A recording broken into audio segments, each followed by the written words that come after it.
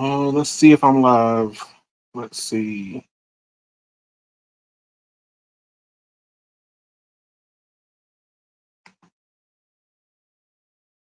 Let's see. Am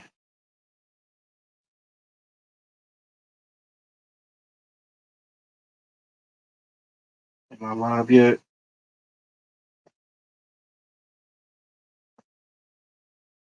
Mic check 1 2 1 2.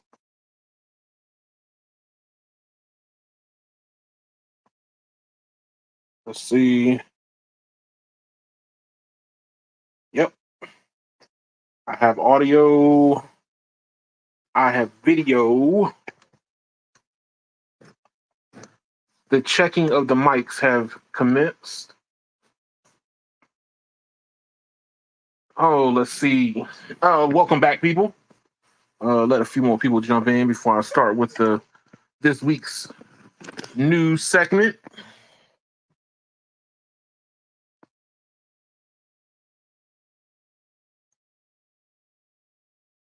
So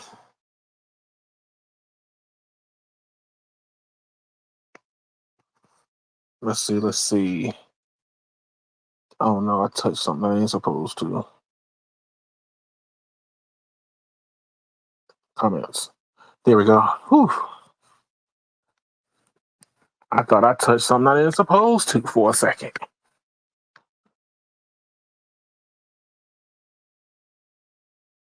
Oh, let's see. Just to hurry up and give you a quick rundown of what I will possibly be talking about tonight. Let's see. I have when technology is bad for you. The infamous iPhone becoming more user friendly. Starlink and cable. DirecTV and Dish. OpenAI. Full self-driving from Tesla.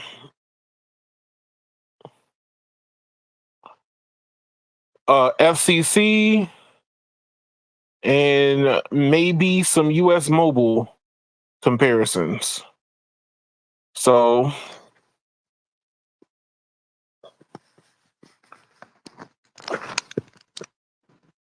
this might get good. Let me make sure everything is set.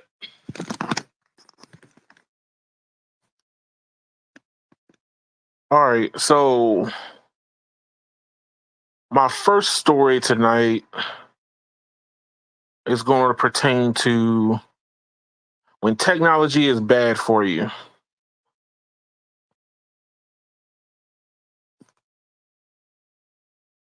Let's pull this one up.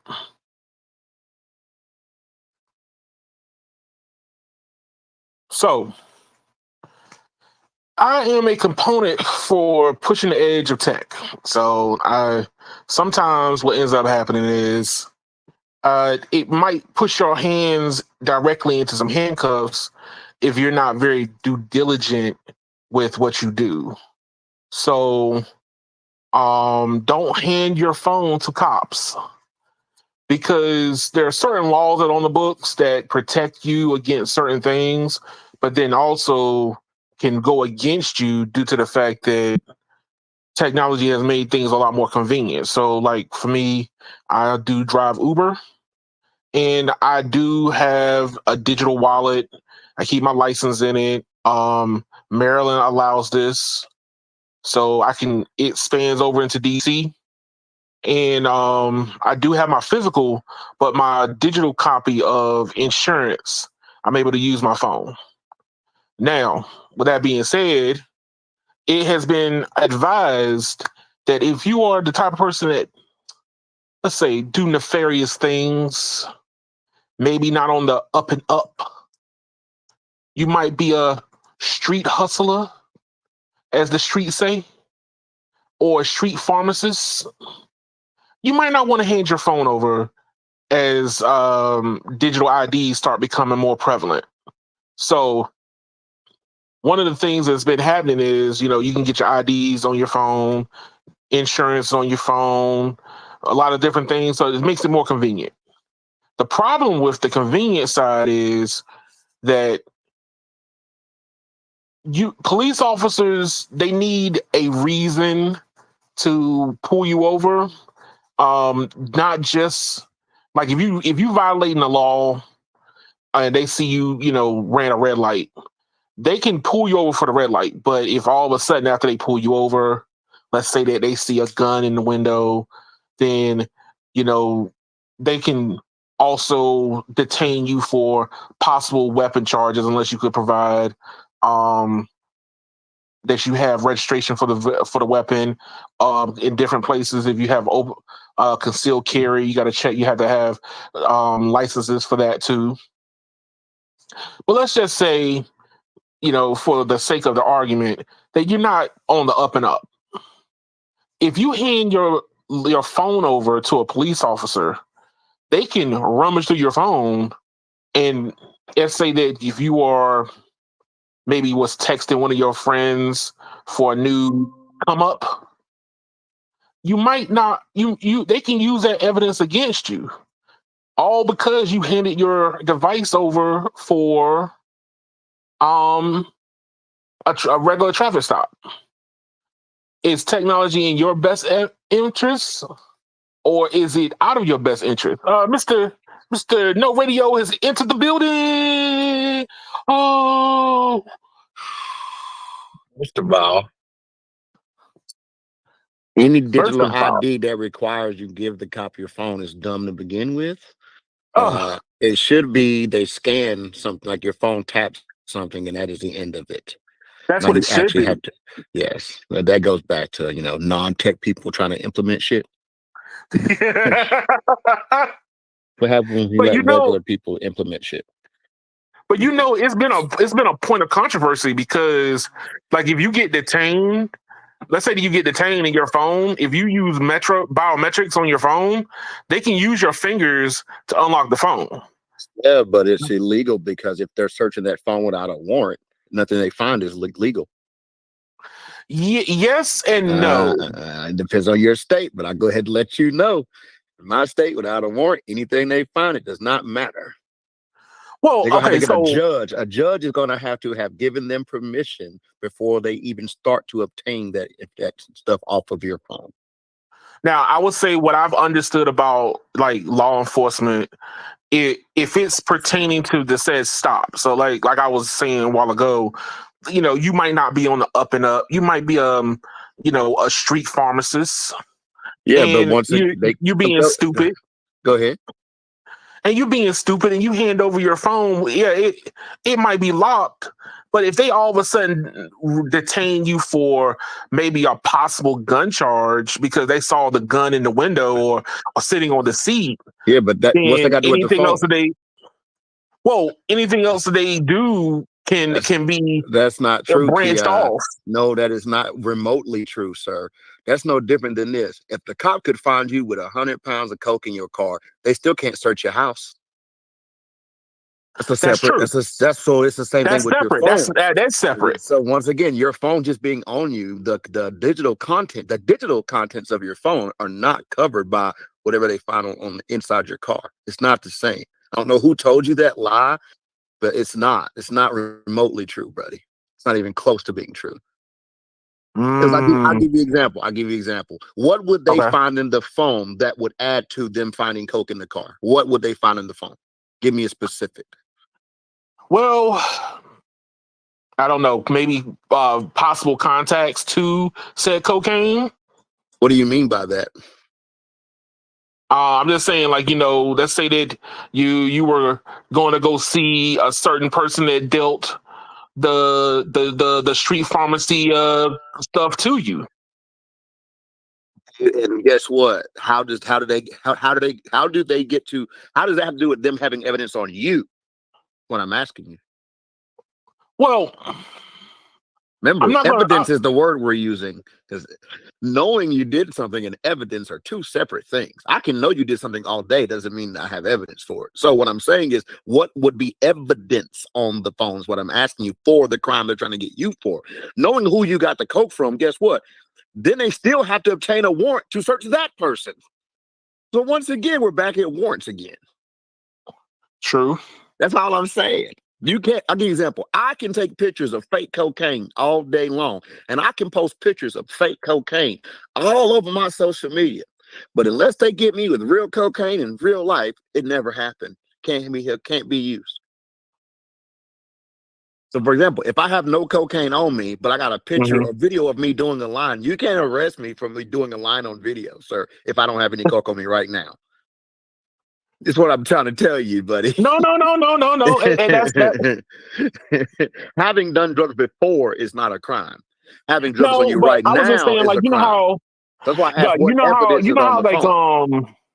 That's what I'm asking. like I know that a warrant kind of give like different warrants have to be like tailor made sometimes, but Mm-hmm. like I'm looking right here. What was it? Riley versus California.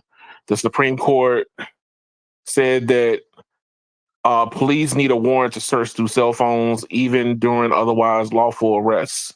Yeah, So but if yes, you that means if you willingly give it to them unlocked, you are consenting to the search because you gave it to them unlocked. But right. even then, Here's the what thing: I'm you when asking you is, even if they do search the phone, I'm asking you, what would they find that would help? Like, I get it. If they find child porn on your phone, okay, now we're talking. I get it, right? right. But what I'm asking is, if you just smoke a little weed and you just left Day Day's crib, and all you said was, "Hey, Day Day, I need a $10 blunt." Okay. Uh huh. That's not even a that's barely a misdemeanor to begin with. First of all, That's true. you're not going to jail for that anyway. So what I'm But here's asking the is, what thing: is the point? But what I'm saying is that the problem is this is you hand it over your phone because you put your digital information on the phone. So like But your insurance and I've done it. the, I've hit it the police but officers my phone but here's the because thing my too. insurance is on my phone and Here's the thing. my license is on my phone. You do know you can use your Apple Wallet or even your Samsung Wallet and the phone's still not unlocked. You do know that, right? Well, that I didn't know. If you use the shortcut to get to your wallet, that doesn't that so you can go straight to your wallet without unlocking the phone. And even then, it still like will use your face, but it does not unlock the rest of the phone. It's Right. no different than being able to use your camera without unlocking the phone. So you would not have to unlock it to give your digital ID, is what I'm telling you. That's true. This is why I I'm said this article is what happens when people who don't understand tech are in charge. Because the article should say, hey, use this instead so you don't have to unlock the phone to use your digital ID. but that's not what it Ta-da! says. Hey, that's not what it does. Because it's more spicy to just say that there's some big glaring problem without giving a solution, because someone who's not techie is the person writing the article. They think they're True. techie because But look, a I'm tech just person saying, will like, give a solution. Tech people give but look, but solutions. we're also saying like early days because I mean, look, there's what secret passwords that you could enter into your phone, but a lot of people don't realize what you could do with your phone. I mean, look, you have some people that don't realize they could put two apps on their screen now on iPhones. And you But can also record phone calls now see, on but that's what I'm saying is iPhone.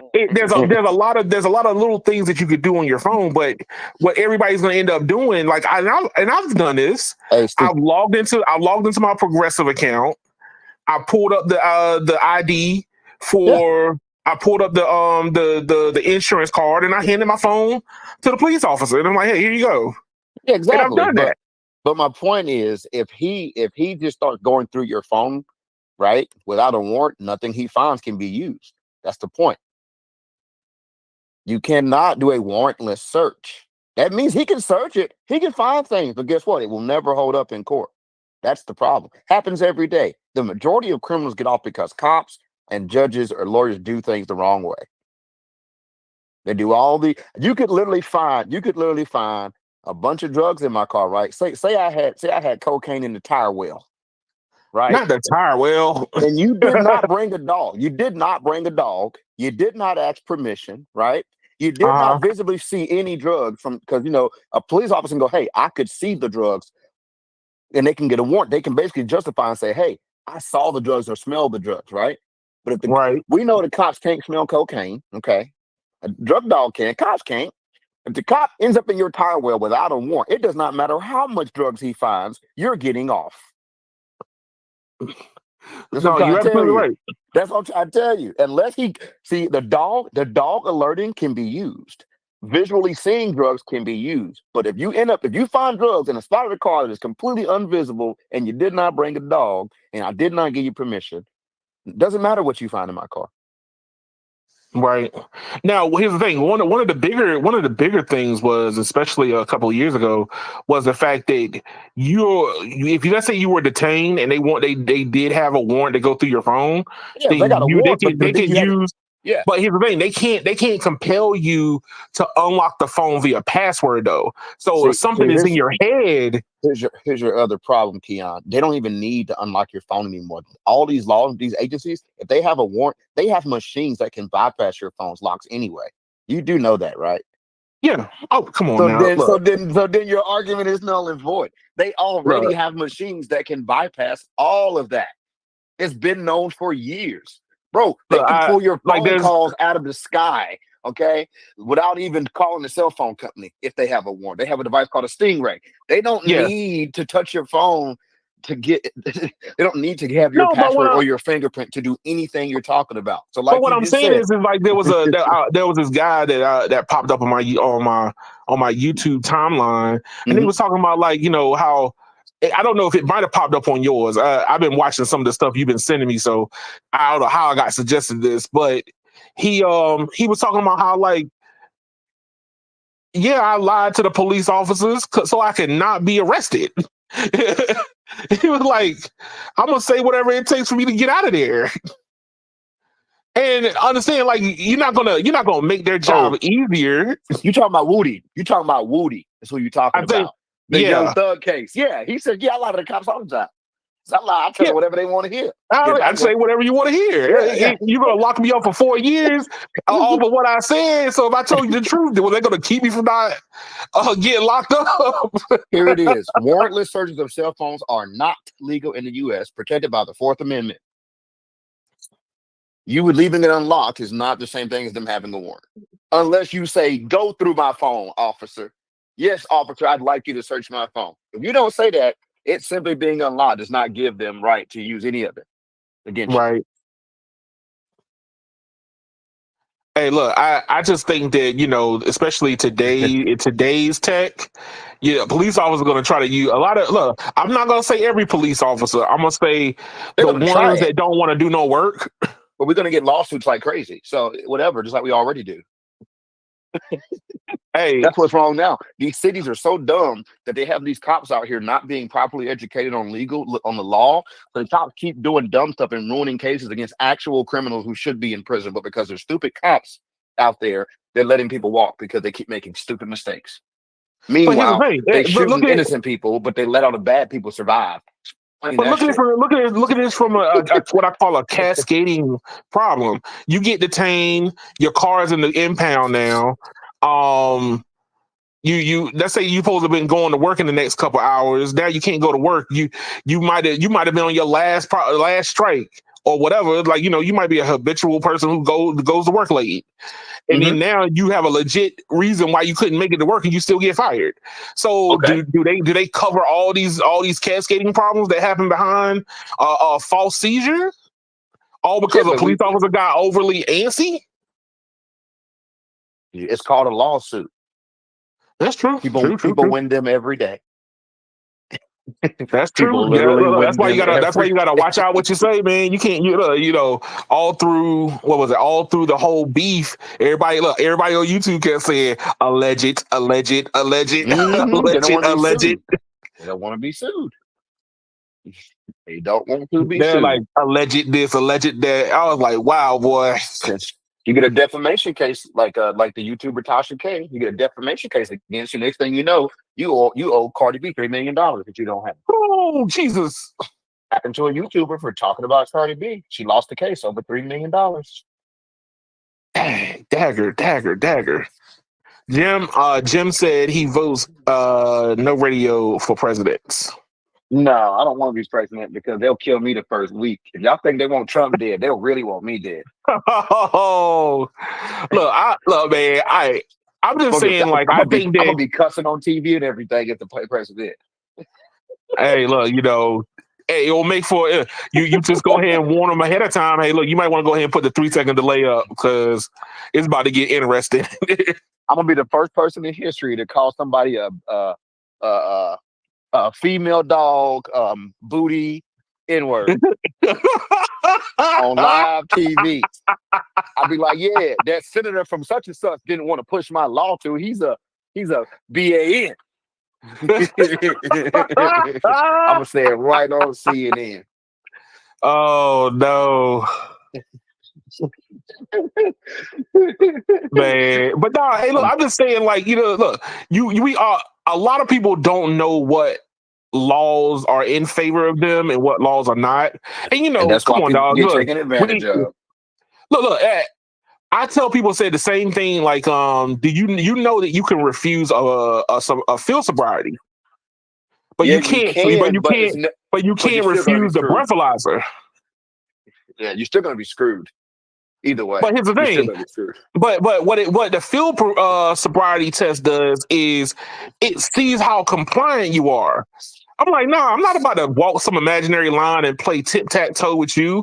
Give me the breathalyzer, sir. Like, I know I haven't been drinking. Well, here's the thing. So as a person whose best friend's father was a cop for over 30 plus years, I'm here to tell you that breathalyzer nor field sobriety matter. They can still get you for DUI or DWI based off judgment.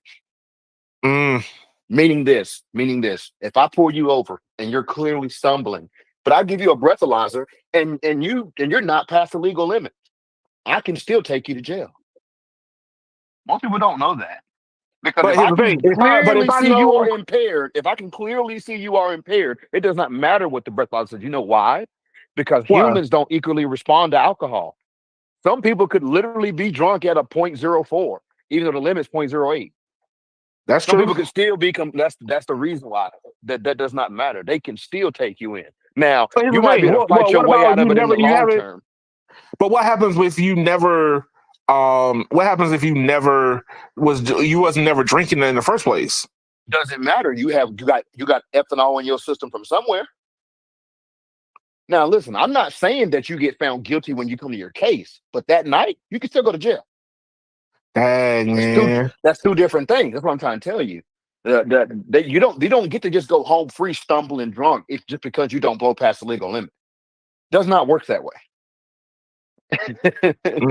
They can still say, hey, because think about it like this, right? But if we really believe that, oh man, he's clearly stumbling and fumbling, but he didn't blow past the limit, let him drive. Well, imagine the person who's having a medical, and just because they pass a breathalyzer, you don't realize that they're having a medical problem, and you let them drive. Well, okay, a medical issue, like, being sleepy while driving looks just like drunk driving too. So, well, guess what? Being sleepy while driving is also a ticketable offense. It is illegal to drive sleepy, sir. Oh yeah. There you go. There's still a charge for that. If you get in a car and you're too sleepy to drive, you can still be ticketed for that. You know how I know? Because I got one. Oh. No, Mr. No Radio. You turn the radio up so you can stay awake. I completely sober, almost died at the age of like 20 years old. No, 19. I almost died at like 19 years old because I was driving sleepy. I ran off the road. I hit a wrong way sign. Almost drove my car into Jordan Lake. I was literally like, I don't know. I might have been a half a football field from driving off into the lake. At a high rate of speed. I would have fell down an embankment that I don't know. It's probably about 70, 80 feet before hitting the water. And I woke up last minute, yanked my car on the road, and I was so shook up, I called the police on myself. Oh, wow. And they proceeded to write me a ticket for falling asleep at the wheel. Man, it's a different story when you snitch on yourself. Here's the deal though. I did hit an object. I did damage the car. So not reporting it, I wouldn't have got my car fixed. But at the same time, like I said, I was so shook the heck up. I literally got out of the car and kissed the ground. That's how serious it was when I that I wasn't dead. Thank you, Jesus. Thank you, But thank you, Lord. my Thank you, point thank you. is, that's why I say a lot of stuff has gray areas, and like driving while impaired, things of this nature, they have gray areas. Because here's the deal: breathalyzers ain't gonna know you did cocaine, That's true. but your eyes are dilated, or your Right. pupils are small, whatever it may be, whatever the effects are. But yeah, it's a lot of gray areas. I think that everybody trying to find this whole witch hunt about digital IDs is just overzealous. They're looking for every like possible only bad of it and ignoring all the good of it. Hey, Jim, I don't know, man. Look, I don't know if I could agree with you on this one. A ticket is a ticket. At the end of the day, she's gone, and I'm still got to pay somebody. He What said, he say? as long as it's a hot woman, he'll gladly take the ticket. No. I have Like I yet to said, have a man. hot officer pull me over ever. It's never. It's always Look, a I just dude say with his belly that's hanging over his pants. I can't see anybody when they come standing over your window. I'm too busy trying not to get shot. Let's put it like that. He wanted to hear his favorite song is "Mrs. Officer" by Lil Wayne, Bobby Valentino. That's what his favorite song Ah, is. He said I he know gonna that have her in the song. back of that car going wee wee wee wee wee.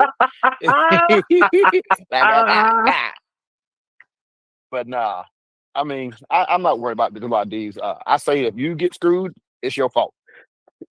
Your fault. Man, man. It's your Hey, look, fault. I'm just saying. Hey, look, if How you the about type don't of deal drugs? person, How about don't be a criminal? How about that? remember, kids, don't do drugs. Don't do I have drugs. I have legal criminal charges, and I'm here to tell you it's easy. It's easy to do that. Mm, 0 criminal charges in my entire history of life, and it wasn't that hard. hey, Perfect some score people. on not going to jail. Me too. All right, look, I ain't get here today. I didn't get here today by accident.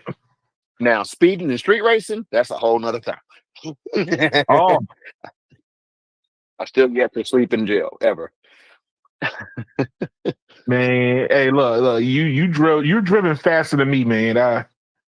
I don't drive. Look, at most I might have been at 90 miles an hour, the fastest I've ever driven.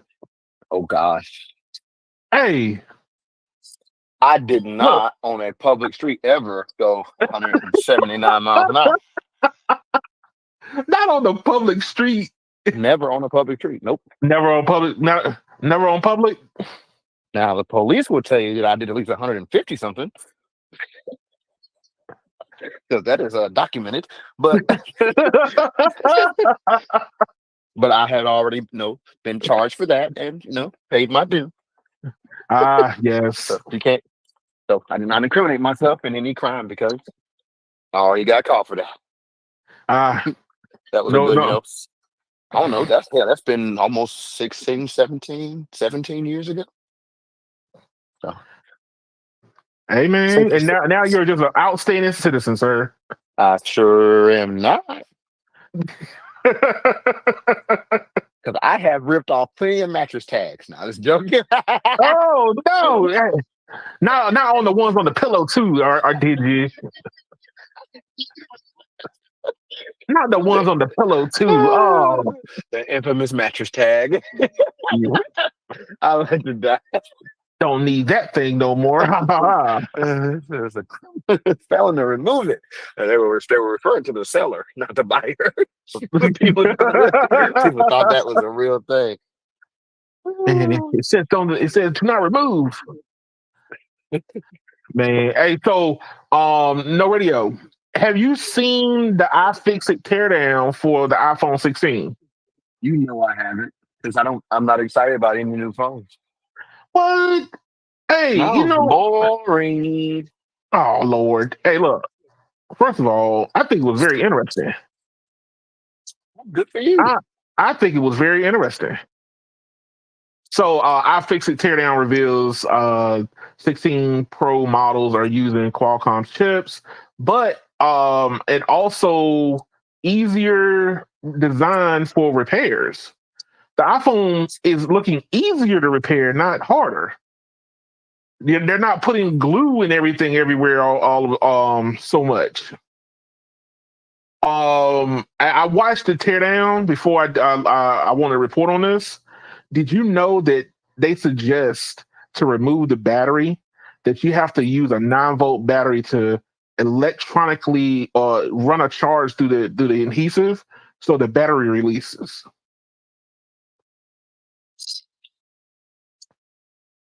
And he goes crickets. Dang.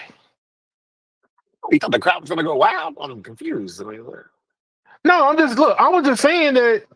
Hey, look, there. Apparently, Apple's becoming more user repair friendly. They putting tabs in, so like the previous teardowns that I've seen, like when you remove the back plate and the front plate, so they Apple now put like, wants you to use a 9-volt battery. go ahead, sir. well, I was just saying was they they're using a 9-volt battery to remove the electric adhesive on the inside of the phone so the battery releases. Okay. Now, I think that's ingenious because the way they did it before was you had to pull, like, how they had the tape adhesive, that you had to pull that tape. And sometimes if you didn't get it good, it would break off. And then you had to bend the battery off of the metal plate on underneath. That's a good repair, good idea. Not so you don't make it harder for people to repair their electronics. I'm hating on it. Well, I'm just saying, like, from the looks of it, if you keep making the same exact phone year over year, you can eventually make it easier to repair. So, I mean, all the teardowns that I've seen before, the logic board, they would have to take the logic board out first, but in this one, they took almost all the electronics out before the logic board came out. Which I find it way different than what they've done before, and is making I think they're encasing the battery in metal now. So some design differences compared to other years' models. Let's see.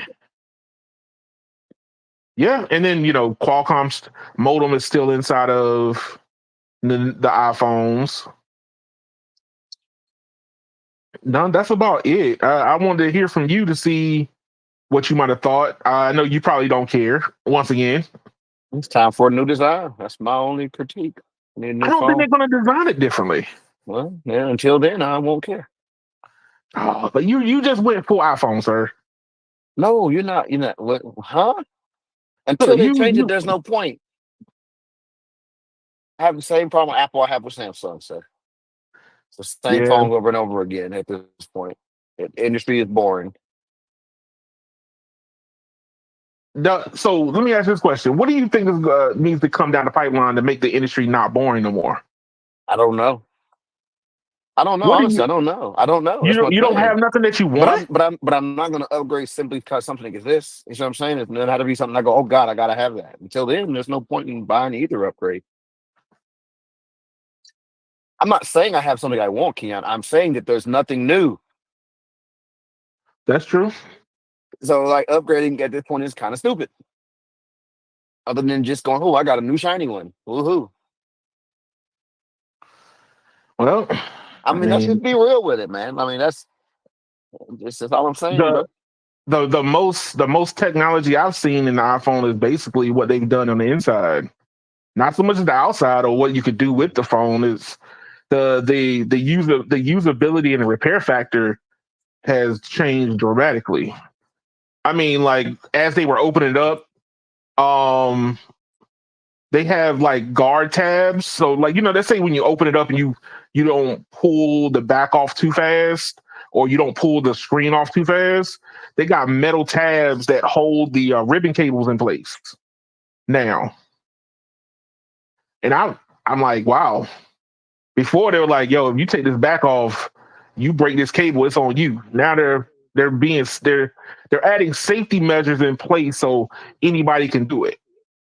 I remember my reason why I don't care as much about the repairability stuff is because, like I've told you before, this 14 Pro Max has been the only phone that I haven't been able to break. So why would I care about a problem I don't have? True. See what I'm saying? So True. like, if the True. phone's broke easy, then repair would be that big deal, right? But if they're not breaking in the first place, who cares about repairability? But I And I had mean, thrown this. I literally was dropping this phone repeatedly on tile floors because I was talking to somebody to prove a point and could not break it. you literally tossed it on the floor. Yeah, on tile floors, Wow. driveways. I mean, it's falling 20, 30 feet out of the air from me working in the air. It's just not breaking. I literally, my freaking my S23 Ultra literally slipped out of my hand and broke on the first drop. Every time, every dropped ever. And Wow. guess what? The biggest hurdle for that phone was not repairability. It was the cost of the repair parts. I Well, don't care. I don't care about how good repairability is if the one part that's most likely to break is a half to a quarter of the phone's value. yeah. I mean, the front glass or the back glass is what ends up breaking. On Yeah. everybody's phone. And unless you got and here's the thing, if you got the Apple Care on it, why do you care about repairability? If you got Apple Care, you don't. But a lot of people don't have Apple Care on their phones. I I don't have it on get it, mine. but that's not the argument I'm making. What I'm saying is if you actually care. So here's the deal, right? In order for a person to truly care about repairability, they would have to want to keep the same phone for an extended period of time. That's If you're true. going to keep an iPhone for an extended period of time, it makes zero sense to not get Apple Care. Right. Apple Care ain't even expensive. How much Like, is Apple Care? like $9 a month. Oh wow. Like, it's cheaper than any of the carriers' insurance. It's cheaper than all the third party insurance too. Well, I mean, if the majority of the problems are just glass, I mean, they made it way easier to get into the phone now. Yeah, but what I'm getting at is if you add up what a new glass costs for that phone, it costs Oh, it's more than 2 penny. years of Apple Care. So that's my point. It costs more than 2 years of Apple Care. Well, That's why I was getting at. The parts are so expensive that repairability doesn't make sense anymore. When you have something like Apple Care as an option, right. that's what I'm saying. At that point, you shouldn't care about repairability. Just get the Apple Care and be done with it. Hmm. At that point, if you're the person that upgrades all the time, okay, maybe you care about repairability, but then maybe you don't. If you get rid of the phone every year anyway, hey, try to make it a year without breaking the thing and trade it back in. Who cares if it's repairable? Oh man, I've seen people with the infamous glass shattered all over the place. They're still trying to they cutting their fingers on the glass, But you know trying what to these still people, use it. you know what these people are doing though? Like the ones that do repair, even these crappy repair shops, like these, like I ain't talking about like iFixit. I'm talking about like just random repair shops. They're taking out your OLED and putting a crappy LCD in there, still Mm, charging you $200 for the replacement. You get on Amazon, you try to order replacement screens for most of these phones, you're not getting an OLED. You're getting a non-OLED screen. So then half your true tone, none of that stuff works anymore. That's what I'm saying. Like, it's not even worth it. If they could bring these phone screens down to like under $200, then somebody might care about repairability. Like, and it be logical at the same time. That's the best way I well, could word so it. so so is Apple not shipping the? Does it ship you the OLED? No, I'm not talking about. I remember I said for it to be cost effective. Oh, You buying it from Apple is not going to be cost effective. That's what I'm saying. So imagine this, Keon. Imagine you've already had your iPhone for a whole year, right? You got right. you got it on payment plan through Verizon, but you didn't get the insurance. You break the screen. The replacement screen is $285. You only owe $500 on the phone.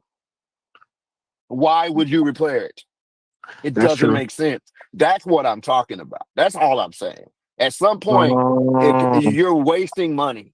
At some point, you're wasting money. At some point with the repair.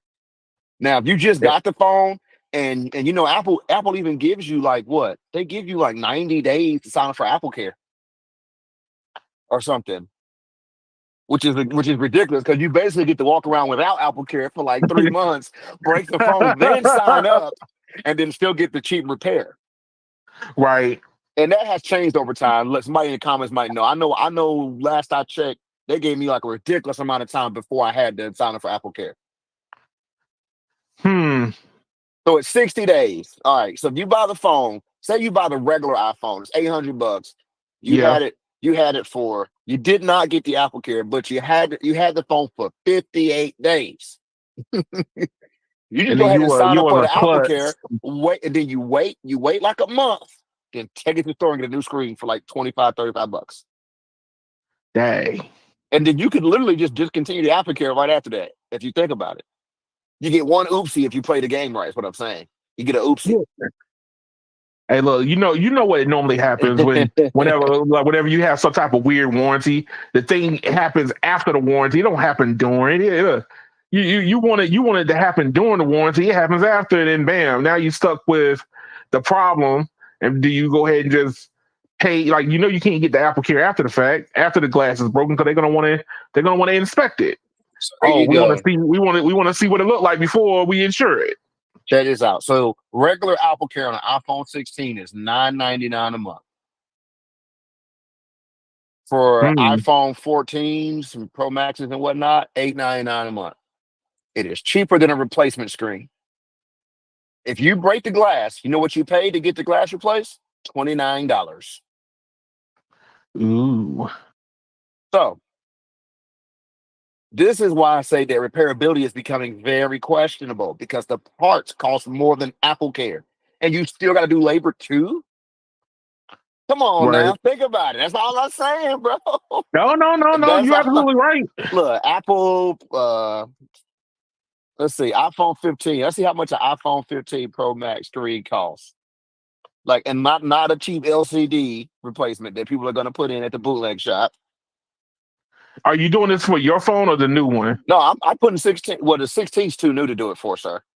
Right. Nobody's going to have those parts anyway. So I'm doing 15 Pro Max. iPhone 15 Pro Max replacement screen.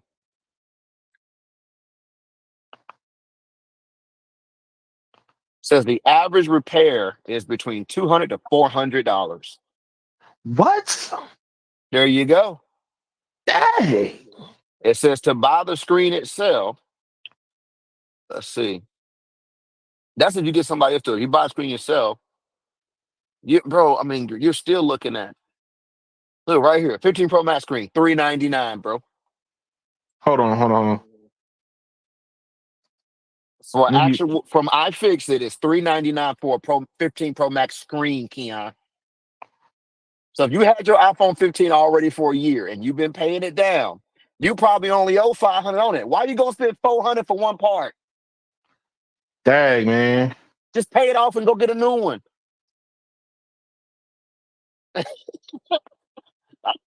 That's all I'm saying. Pay it off and go That's get the 16. crazy. That's the reason why I say repairability is a joke. Even But see, iFixit, you they know want what? $399 for a screen, sir. But hey, what about this though? So, like, let's say you wanted to refurbish it. Would it not, like, you know how they doing these phone deals, and you would just need, all you need to do is replace the glass on it. Wouldn't it be more beneficial just go ahead and replace the glass on it and then use No, the what do you refurbishment? mean? The glass. What do you mean replace the glass? The glass and screen is one thing. We're talking about an OLED. What are you talking about? The Well, glass don't separate from the screen. they sell the glass with the That OLED. No, it's not a separate piece. It's one piece, sir. Right? No. That's what. That's It's what I'm not trying to glass say. with OLED. The screen is $399, Keon. There ain't no just buying the glass. It's no such thing. Because there ain't no just glass that exists. Period. There is no just glass. Right? They're selling you the whole. They're selling you the whole sandwich. They're not. You can't separate it if you wanted to, is what I'm trying to tell you, sir. There is no part that is just glass. There is no such thing as just the glass. If you order the whole thing, you can't separate the glass from the screen. It's No. all in one OLED. That much I do understand. I understand Okay, that. so it's what I'm telling you, ship to your door, $433, sir. Dang, man, good God. So here's my thing, right? All I'm saying is this: even if your phone is paid off, right?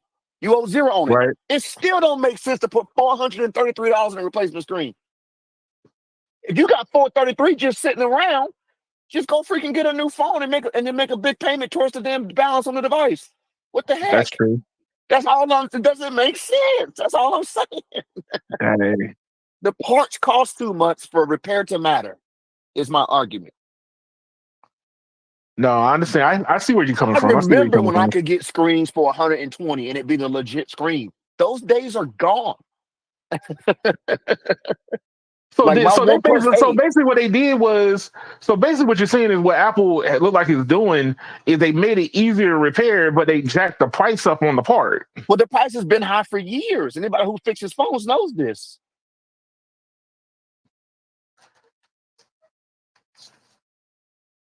Oh, let's see. Like I think the last screen I got for that was reasonable was for my OnePlus 8, and it has an OLED as well. That screen for that replacement screen was $165, Uh and huh. it was the original OE screen. It was worth it at that time. Why? The phone still had a $400 balance, and it cost 160 something to buy the screen. That's different than a phone you only owe 500. You're gonna spend 433 on the screen for it. You got 433 sitting around, pay the broke thing off, and do a new phone promo. Hey, That's all hey, I'm saying. is it still like over $400 as you go down, like as you go further back? Okay, so that's for the 15 Pro Max. Okay. If we go back to a 14 Pro Max screen, and this is iFixit, and iFixit doesn't sell the crappy ones you're gonna find on Amazon that are fake anyway. So I fix it sells these parts. 14 Pro Max, $315. Oh wow, they're not even coming down much. That's all. It's It, an OLED. Yeah, they didn't really change the resolution. So damn, it's no. OLEDs aren't cheap. But you can get an LCD one that's not an OLED anymore for cheap, and that's what most of these little bootleg shops do. I know because I've dealt with these people. If you go to these little bootleg shops, we can do it for 200. They're selling you an LCD though. All of a sudden, your True Tone don't work and your auto brightness don't work right anymore. Plus, Dagger. your phone's going to say for eternity, "This is not a genuine screen. This is not a genuine screen. This is Yeah. not a genuine But screen." It's because it ain't a genuine screen because it really ain't. right. So it's a crappy screen on an expensive phone. It's not OLED anymore. Your battery gonna be draining like crazy because that LCD gonna burn your The battery LCD up. is gonna burn the battery. That's all I'm saying. So no, it's not. Repairability is a joke. Like I said, the only time it's not a joke is if you like legit just got that phone and you broke it. But even then, I would argue, hey, has it been 60 days? No, dude, sign up for that damn Apple Care right now. You Hey, got to do nothing but go in the menu and it yeah, just I want came. Apple It just Care. came out. So They go, yeah, I want that Apple Care. mm, In that situation, just do the Apple Care, wait like 30 to 60 days, and then go, hey, I need to get this repaired. I just broke it yesterday. Whatever. They're not gonna question you. And you know what? Apple knows people are doing it and they don't care. well, understand. Eventually, well, you know what ends up happening is anything that you can get somebody like to subscribe to, they'll eventually forget about. Yeah. So they'll forget. Like you probably got some people who have been paying for Apple Care for ever since like the first, like the iPhone X, Yeah. and they're still paying on it. That's a reoccurring charge that is just constantly generating their revenue. Yeah. But I mean, like I said, I did it because it's cheap. And if the carriers had competitive insurance, I would have done theirs. But the carrier insurance is trash. Dang. The Verizon insurance is like it's like $17.50 and you still get like $100 or $200 deductible. Who the heck gonna do that? Nah, I don't want to do that. I wouldn't want to do that crap either. I don't think they want you to. That's why the plan sucks so bad. And only idiots pay for it. But hey, a lot of people complain that they get settled up on with that on their bill, and they be like, "Yo, I don't remember asking for this." And the apparently some of these sales reps they get Oh yeah, incentives to stick it on your plan. absolutely they do. They're like, "Yo, you got 3 new phones. I guess you're gonna need 3 new coverages. Look at Oh, that. that's Click, why click, they click, didn't click." like me. That's why they didn't like me because I shut them down at the store. I'm like, hey buddy, don't you try to slip that insurance on my damn phone. And then you see him over there Um, fumbling. Like, I know what you did. I know what you did. I know what you're doing. And then they tell you, guess what? Look, man, you can cancel it after the 30 days, man, and you won't get charged. I don't no, buddy. no. We're not playing that game. Just because your company makes you do shady crap so you can get extra money doesn't mean I'm gonna play this game with you. Because if I play it with you, your company's gonna continue to do it. So they know the reps are doing it too. To a certain extent, they're just hoping Right. what it is. It's the some people ain't gonna catch it and care. And that, like I said, that's what it basically comes from. Is if Yeah. you can slide it by, people won't realize it's on their bill. Yeah, that's what it comes down to. And a lot of them, especially elderly customers, they don't even recognize it. They don't even recognize it until their bill, like their discount runs out, and then they start really looking at the bill. They're like, "What is Then this?" they be like, "Wait a minute, why is Hey, this hey, so hey, high? What is this?" hey, man! By the time they notice it, they done got like 3 years worth. That basically paid for 10 phones. Oh, and I'll tell you something else that's hilarious. I remember I got a message from Verizon not long ago that they were going to allow me to add the insurance on phones I've already had for over a year. Oh, what? Like they opened it up. You know how they have like a window that, hey, if you don't do it by then, you can't do it no more. Well, out of nowhere, I was getting messages like, hey, you can add it now, even though you've already passed this deadline. They fishing for money, bro. Wow. Here it is. Verizon charges you $19 a month for their Verizon Mobile Protect, which I'm pretty sure is probably through Assurion. Uh huh. Now they have made some changes to it, so they are saying zero deductible for cracked glass now. But once again, it's $19. It's literally basically double Apple Care costs. Who in their right mind signs up for that? Okay, so let me ask this question: What else do they cover other than cracked glass? Um, Because Apple Care doesn't cover loss and loss or stolen, no, do it? there's another. No, they have a level for that. They have a level. If you want lost and stolen, it only goes up to, check this out, $12.49 for the 14, 15s, and 16 plus models, and 16 Uh regular, right? And then it's only $13.49 with theft. Still cheaper. huh. Wow. There you go. It's cheaper to get your stuff through Apple. Yeah, that's It's my almost point. like Apple is undercutting the carriers on purpose. Whatever. I mean, that's Who what it does? looks like. Because the other thing too, you can't walk in the carrier and get it fixed same day. That's true. Don't get me wrong. There are some third-party stores that offer repair, but I wouldn't let them touch my phone.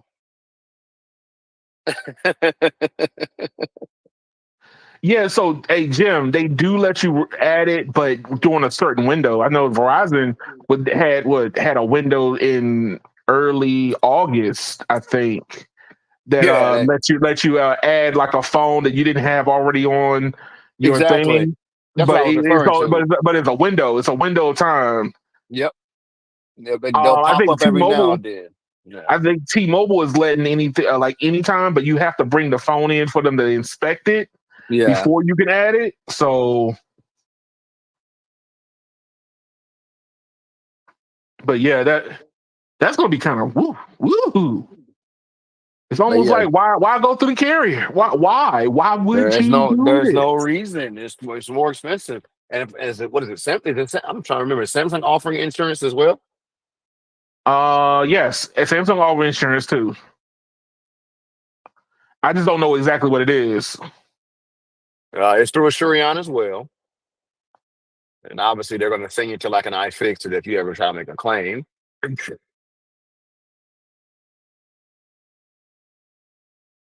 Yeah, it's through Assurion, which I freaking hate So Assurion. Carlos said it's until October 13th. So it's open still right now. It's still open. Yeah, that's why I'm about to say. I know they have like a window, and I got a message about it. Got a Dang, whole man. message about, hey, even though you didn't enroll it before, you can now, type of deal. So, Oh, it's dangerous out here to have your phone out here with no protection. People put the protection on your phone. It's there's worse dangerous. things. There's worse things. Don't get me wrong. Like I said, I haven't broken mine yet, but I'm at that point where I'm like, you know what? Oh, and what I do also understand is apparently that say I do crack my screen, right? Yeah. If from what I understand, if I take it in to get the screen repaired, they will automatically replace the battery anyway. Oh, wow. Mm-hmm. Caller can tell me if I'm wrong about that, but I'm pretty sure that that's what they do. You take it in to get the screen replaced, they go ahead and put a new battery in it when it's open. I mean, it makes sense. But I mean, Carlos, tell me if I'm wrong or right. I know Carlos would know better than that. Yeah, he than definitely would most of know. us But I'm would. pretty sure that's what they do. But you know what? Even with my and I found this surprising about my 14.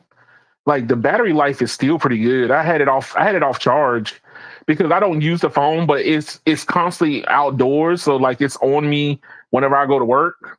I don't use it on a regular basis, but it's kind of just basically in standby. It went 6 days without me plugging it in. So I could commend Apple. I don't know what Apple's doing on their network side of their chip, but whatever they're doing, man, even for a T-Mobile phone, with it running on T-Mobile, it does not drain that battery like that. I find that kind of surprising myself. Come on, Carlos, where you at when I need an answer? He said, yeah, they replaced the battery if it's under 95%. Yep. That's what he So, says. so think about it. You've been paying for your little Apple warranty. You don't want to buy a new phone. And, you go, shoot, they're going to give me a new screen and new batteries. It's damn near a new phone again. Is it there? I think my battery's degraded because I only fast charge. But that's just how I roll. I'm aggressive. you I hit don't it. care. Well, you hit it with the heat all the time. It only gets fast charging. It has never been slow charged since I've owned it. At least not intentionally. You hit it with the juice. And my remaining battery health right now is at 86. Well, that's a 2-year-old phone now. It ain't 2 years old yet. I know. I got mine in December, so mine is almost 2 years. You said December. December of what year, sir? What's the December of what, 22? No, 23. You sure? No, 22. You sure 22 about because that? I got the iPhone 14. The 14 came out in 22. You had your 14 before I had mine, sir. You forgot? Oh, I have not been on iPhone that long, brother. It seemed like you have, sir. I know you gave up there. I know you gave up on us Android people, man. Well, what did I give up? I was just bored with Samsung not doing anything new. So I said, well, I might as well plunge into this world for a little while, and until I see something happen, I might come back. You let us go, man. You let us go. We're gonna take your Android card, sir. You have to have one to take mine, sir. Oh man, I've only had my phone for 13 months, sir. 13? Wow. Yep, 13 months, and I'm at 86% battery. Man, I owe another $124 on that phone. Oh shit! You might as well pay that thing off tomorrow. What you waiting around for? Hey, I ain't touching it then. I ain't touching it now. Just gonna let it go. But I don't know if you've seen, they're letting people. Verizon's also letting you upgrade early too, if you've paid off 50% of the device. Oh wow! When they start doing that? Recently. You have to just pay out. You had to just meet 50%. Is how you have to meet, and they'll let you trade it back in and upgrade. Oh wow! Obviously, you can't be on any phone promos. If you have a promo, it doesn't count because technically you didn't actually pay off 50% because they were paying too. Because of bill credits? Because they were paying as well, so you technically didn't pay off half. Oh, think about it. If you got like half off the phone, bill credits, you technically only paid off a quarter. If you're at the halfway mark, you see what I'm saying? You got to pay off half of what you owe on it. Wait, how much do you owe? You still owe more than half. I believe that just disqualify you all together if you're on bill credits. Dang, that's so if you're not on bill credits, you just you pay your little fee and you upgrade. Hey, I got this next story that I wanted to shoot by you, man. So Cable, would you believe me if I told you that Cable and Starlink are friends now? Explain. Oh, sir, you're going to be surprised about this. Really not, but go for it. So Cable is becoming Starlink's new best friend. So basically, Starlink is becoming kind of like an MVNO carrier for cable companies. For they're using Alaska as kind of like the test case. So the cable company that runs in Alaska is also using Starlink to provide internet and bundling packages in hard to reach places. And I think Comcast is partnering up with them also, and they're striking similar deals for rural America remote access. You sure this is not just the same thing as a company they have a national account, and they're just getting handed off to Starlink if there's no native coverage? No. This is what is it? It's, you know how when you're on an MVNO and you get different priorities.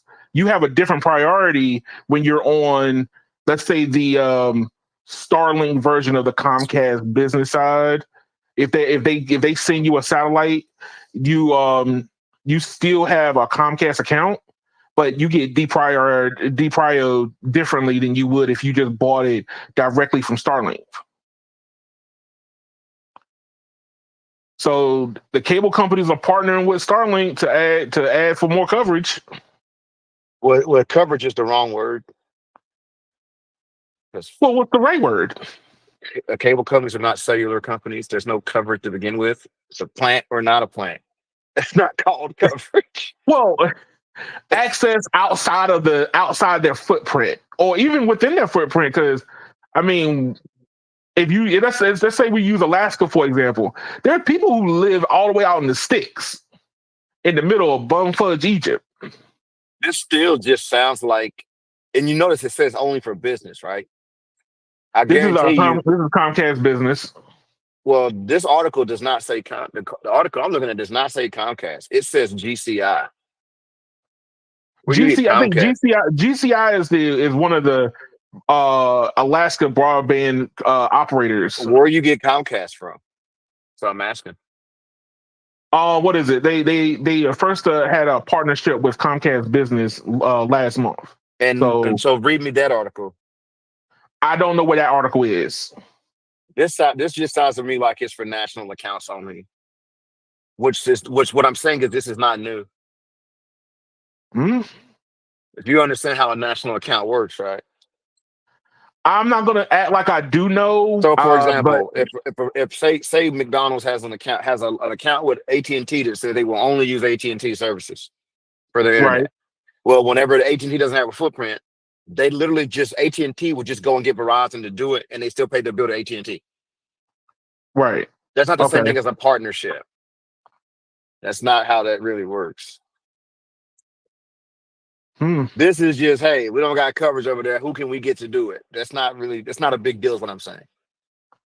You don't see that as being a bigger deal? Because we've already been doing that for 20 plus years. It's not new. We already been doing this, Keon. This is not new. This is not some new, different thing. That's what I'm trying to tell you. That's why if you even the Comcast, I'm looking at it. It's for enterprise only. So I was trying to tell you, this is all about national accounts. Okay. Basically, you pay the bill to Comcast, but Starlink's going to provide the service. They're only doing it because they already have a national account. Now, I mean, they are saying they're providing it for remote areas. So exactly. So once again, if Comcast doesn't have a footprint there, they just get whoever's there to do it. So if you go to Alaska, guess what? There's nobody else there. Starlink's the only one. Starlink's the only one. So let's say that your company is doing everything through Comcast or exactly Alaska or GCI. Whenever you put a new office in North Carolina where there's no GCI, you find out whoever the telecom is there, and you broker the deal, so they provide the service, but your customer still pays you. Okay, that's how that works. That's what I'm trying to tell you. That's how it works. That's how national accounts are. That's why you can go to a McDonald's, and when you look at the Wi-Fi, when you get to the little login screen, it'll say AT&T Wi-Fi, but when you run a speed test, it says Spectrum. It's because AT&T didn't have a footprint, so they just got Spectrum to do it. Right. Okay. Yeah, this is not new. That's what I'm saying. This isn't some new, different thing. And the thing about Alaska is there is no other person there. There is no other company.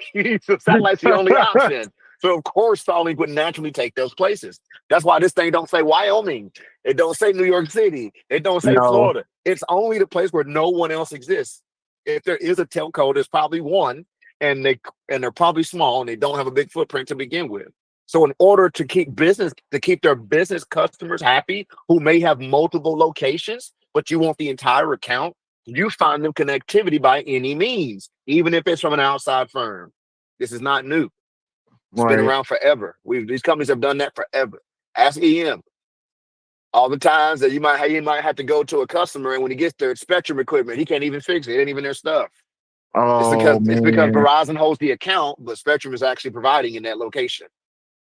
So all he And you does can is end up there, and then he just calls Spectrum to come fix it, even though the you account's with them. you got to drive all the way over there just to go. It's your problem. For example, Burger King has some kind of a contract with Comcast. My local Burger King literally has Comcast technicians have to come over there, but the service is coming from Spectrum.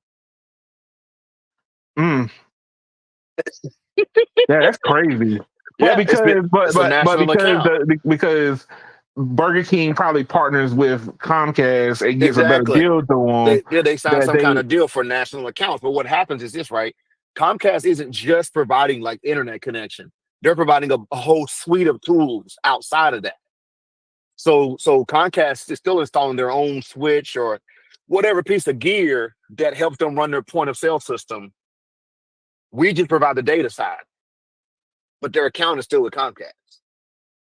right. Yeah, it's a thing. It's not I mean, new. I just never would have thought that cable companies would want to even partner with a Starlink like that. But think about it, right? We have like large sales teams. Starlink don't have a large sales team. We have enterprise tools. Most telecoms have enterprise tools for customers. Starlink doesn't have that. So for us, when we sell to some corporation, we're offering this whole suite of tools. The internet connection is probably the least of those when you really look at it, when it comes down to it. True. This company, whatever that company might be able to just go with Starlink, but then they lose the whole suite of tools that we were giving them. Right. So it's easier for them to just say, hey, you help us. Like, imagine this, right? These corporations, like a big enterprise, right? When they approach like a big telco, our telco companies don't just do telco. We do advertising, promotion, marketing. We offer all these services to these companies. We don't just give them Right. internet. We do commercials for them. We literally film and edit commercials for these companies.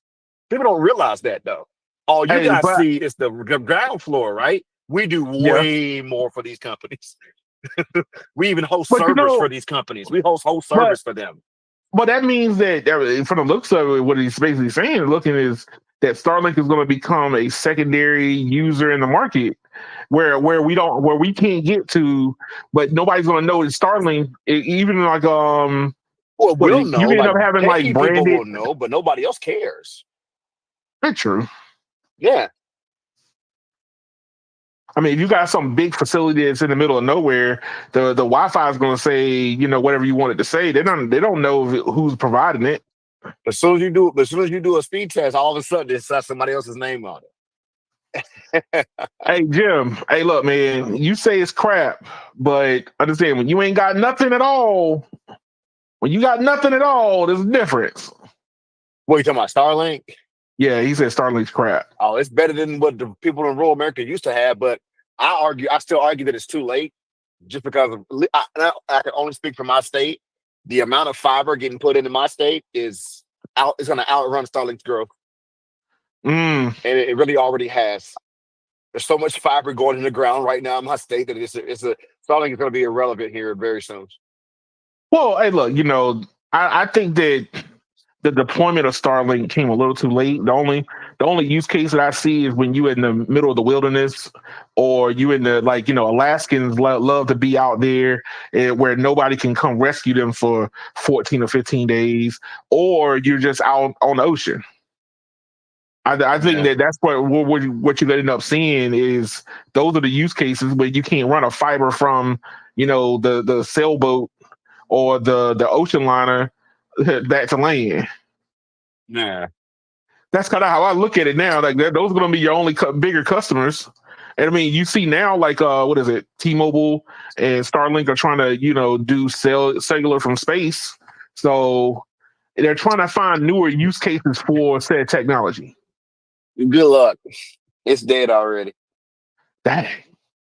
Dead on Well, arrival. hey, look, me personally, I just thought that it was interesting that, cable is using Starlink as. I'm not surprised at all. For me, that was surprising. Because you're looking at it from the outside in. Hey, look, I can only do that. I can only see it from the outside in. But that's why you're gonna have things like that. The cable company is doing way more than the internet, so they can give the internet from somebody else in a place where they don't have it, and still keep the customer because of all the other things they do for that customer. Right. So, well, I got another story here, sir. We have been as a collective whole, been waiting for the demise of Charlie. And for some weird reason, this man is like Houdini and finds a way around said death. I don't know how. I don't know how he does this, but he finds a way to doing it. So, EchoStar nears deal to sell Dish to DirecTV with $2 billion debt payment looming, sources say. why did they even try anymore? Like, Dish and Direct just need to go ahead and, they need to stop trying to,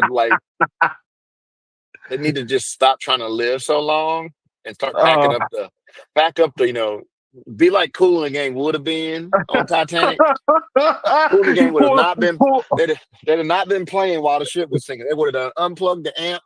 Hey, get that amp. Let's go. Unplug the amp. It's time to go.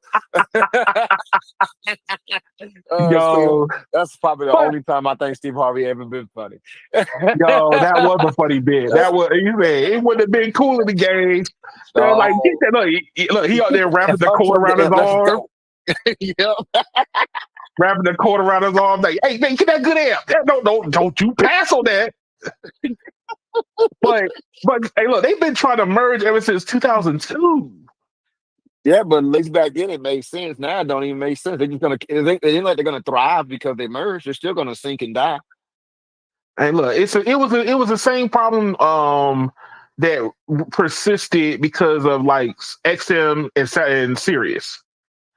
Like, not many people. I mean, the idea of being able to have your good radio stations and you didn't have to worry about FCC because you can listen to some of the more raunchy people live in your car. But streaming is what killed it. Streaming killed that, and streaming is killing this. Was 1,000 times better than terrestrial radio or fumbling CDs. But once streaming came around, that was over. It was over after that. It was absolutely over. Streaming is killing this.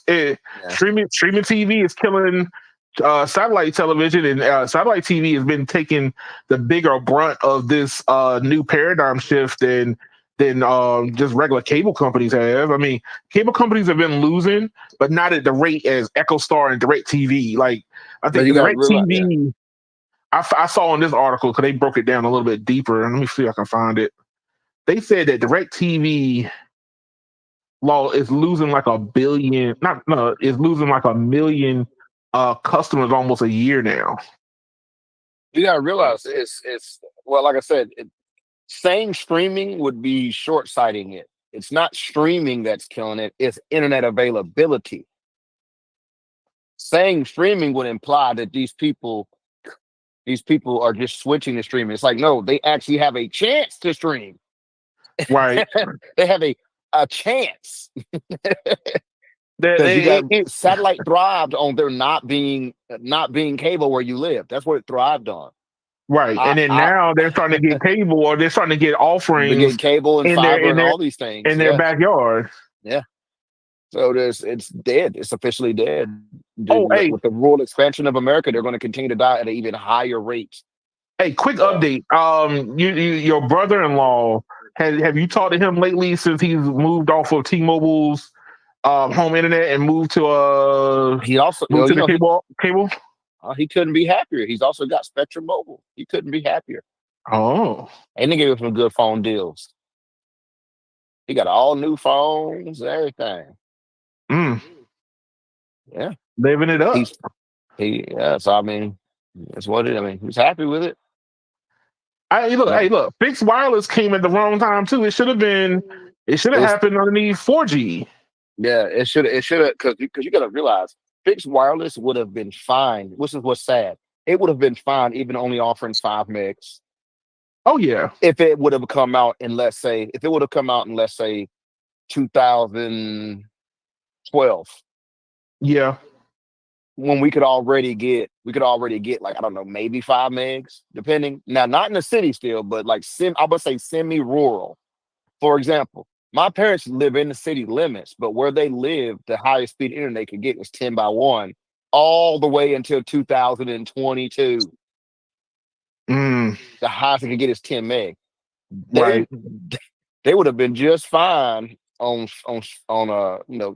and theoretically, all the carriers suck at their house. They would have been fine even if they could only get 10 meg on wireless or 15 meg on wireless. They didn't need to get 3, 4, 500. No, and I mean, anything was better. Yeah. Hey, look, I mean, 300 kilobits is terrible, sir. 500 kilobits, terrible. If you barely getting a meg, down, but you gotta realize that's an atrocity. These rural customers that they can get, you gotta realize if these rural people can get 10 meg, it's life changing. 10 meg is life changing when you live in a rural place.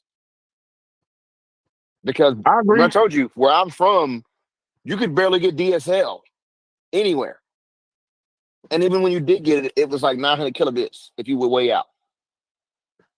So the rural expansion is actually destroying satellite television more than it's doing anything to the cable companies per se. Yeah, because the cable companies are the ones doing the expansion. And then don't get me wrong, you got some companies that are purely ISP only that are also doing it. So I mean that their rural expansion is being taken up by those two groups. So for example, right? Company like a lot of the cable companies, at least the ones who are actually doing like big rural expansion. And to me, big means that you've added at least 25,000 people every year in rural areas. You didn't do at least 25,000, it don't count to me. You're too small time to matter. But if you're adding 25,000 connections, like new homes every year, you're actually doing a real rural expansion. Now, with that said, these people, they're going in places where there is no internet. Every customer is guaranteed. And these people who don't have the internet are the ones that have dishes sitting up on top of trees and hanging off their trailer. Yeah. Or they're cleaning it up on a concrete post outside the back of their home. And like I said, most of these customers are fiber. So guess what? Those customers are not going to run anywhere. So yes, you may be losing some traditional cable, like DOCSIS customers in the middle of a metropolitan area because there may be another company offering fiber there now. But in those rural markets where you're doing zero build fiber where there is no other high speed, that is 100% gain. And on top of that, it also helps the real estate market because guess what? Parts of counties that were unlivable because there's no internet, all of a sudden, a housing development don't look so bad right there because there's fiber. Right. You see, it's one of them things. It's like, hey, nobody was building there because the younger generation doesn't want to live without internet, and we got to build all these new houses. Well, you just put fiber down through. There's 6,000 acres now. We might be able to actually build on, and people might want to actually live there. Don't you want to come over here? So here's the downside, though, right? The people in those rural communities, they want the internet, but they don't want the people that's going to come with it. So a lot of them people are going to be mad that these developments pop up because of the internet, but they're going to be mad they never got the internet. So with all good things comes something you don't want. That's true. It's like it's been so quiet out here. They put that fiber, and all of a sudden there's 300 new houses down the street. Now here's the big twist to this deal, right? We all know that the cellular portion of EchoStar will not be going to DirecTV. They're separate.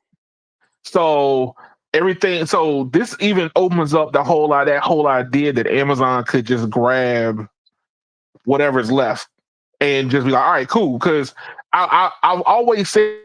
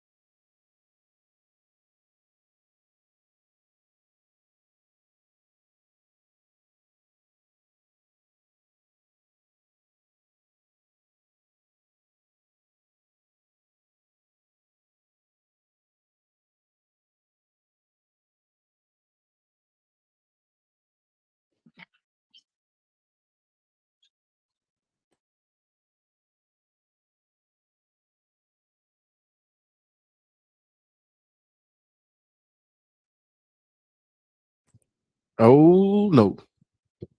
Check one. What in the world happened? Yo, What in the world happened? yo, I made you an admin. I think you knocked me off. It started crashing on my end, and so I was leaving the call and trying to come back, and I guess it ended the call instead of just leaving. Yeah, I made you an admin because Damn, don't do that no more. I was testing something out, but I didn't think you would drop it all the way off. Yeah, don't do that no more. Because I put some more restrictions in place. That's why. First, you had your first live crash. Yeah, I did. Well, I'm still live. I'm still connected. It just the Google Meet crashed. Okay. I got you. The Google Meet crashed, so I think I am still live now. Yeah, I'm still live. So that's better than the alternative. That was different.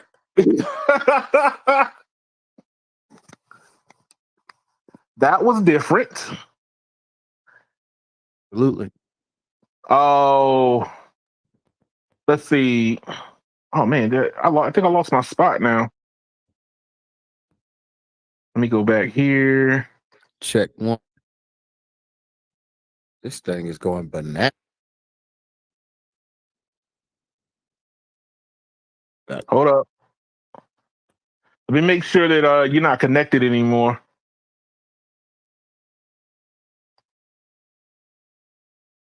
That's not it. Why?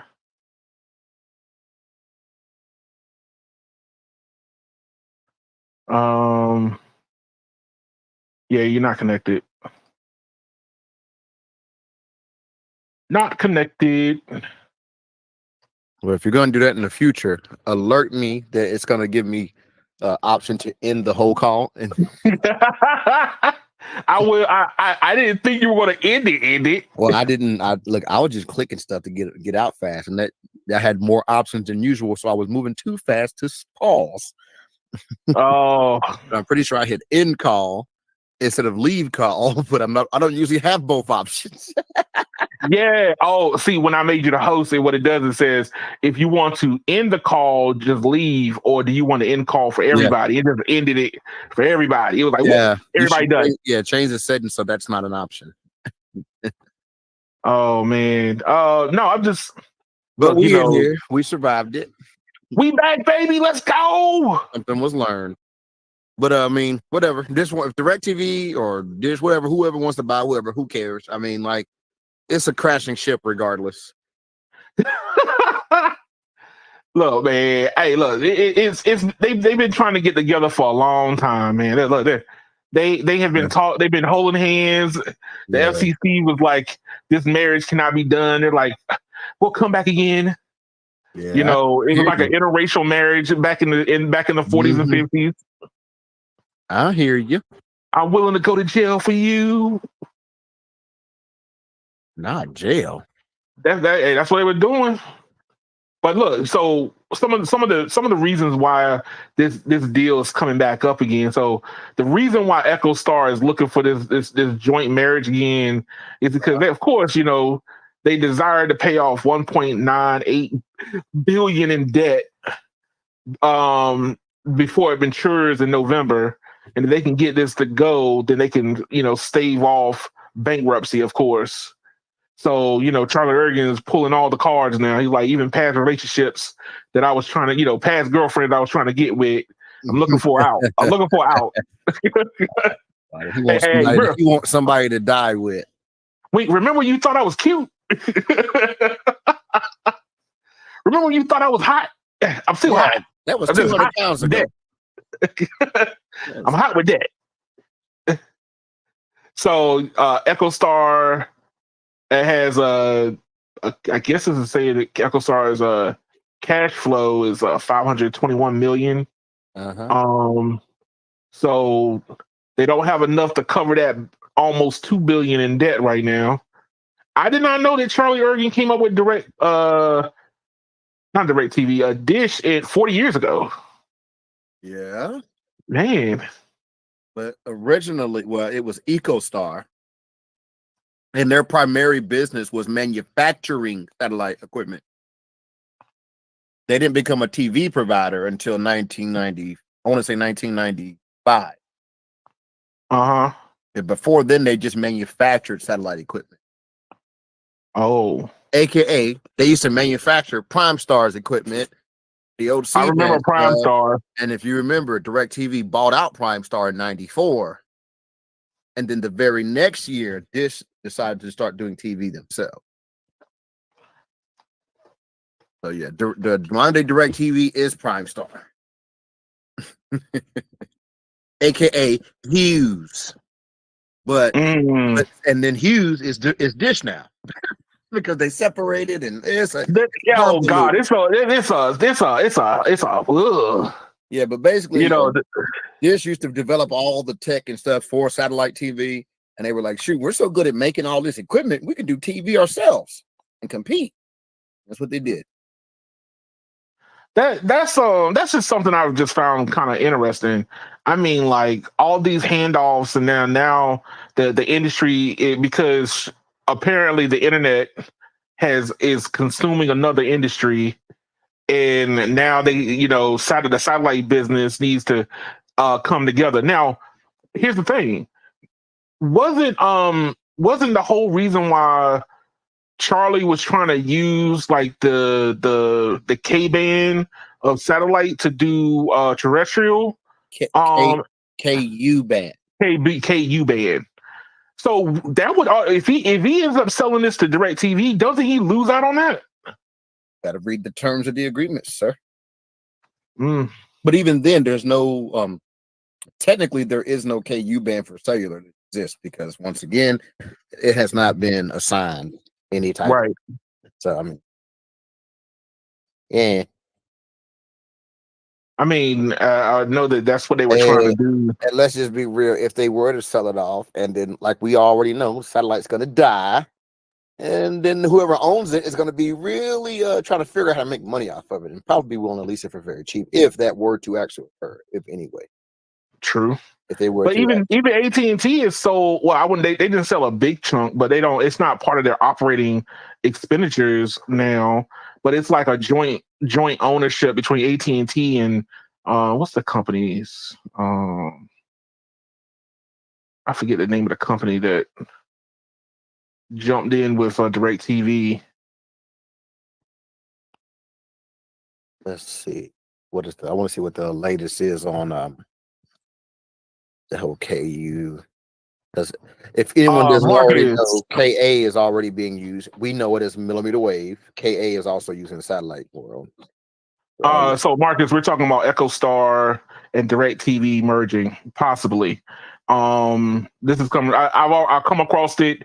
CNBC is a little bit more serious about it. I started hearing rumblings a couple of days ago, and apparently this is might end up being a thing by Monday. So they're probably going to come out and officially announce it Monday. I mean, two sinking ships might as well hold on to each other before they die. Except this gonna be in the water like old boy on Titanic, and Direct gonna be on the door, floating on the door like Rose. Hey! It's been proven there was plenty of room for a man to be on that door, man. Yeah, It's been proven. It's been proven that there was plenty of room. Oh man, that's still funny though. But hey, I'm just saying, Lo, it is the problem that I see is we're basically just. I don't see why the FCC or any other government agency would even keep this from happening now, because them merging is not a threat anymore. You know, if anything, you're putting together your declining customer base just to hang on for dear life. And any company that objects to it, you just want to see them to die faster. Marcus says he'll bring the oil. He'll ready to cook them. Go ahead and set them on fire. You're gonna set a fire to the one piece of the one piece of wood they're trying to hang on to. Might as well bring kerosene instead of oil. Oh man, oil don't light so easily. Bring some no, so burn they talking about something else. Oh Jesus! But hey man, I'm just curious to see how this is going to end up going. If Charlie Ergen is able to branch off the cellular part, I don't see them having enough cash on hand. They might be able to stem the tide for now, but I don't see them branching off enough to be able to stave the fact that they're not going to be a full national carrier with the way that the industry is going right now. That's just my analysis myself.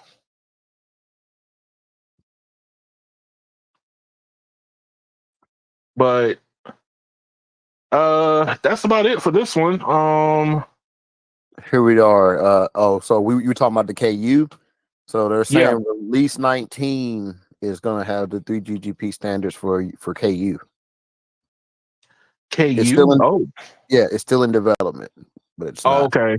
Yeah. So at the moment, they only have permitting to develop the standard. There's still no band assigned for those frequencies yet, but we may see it as a part of release 19, but that's to be determined.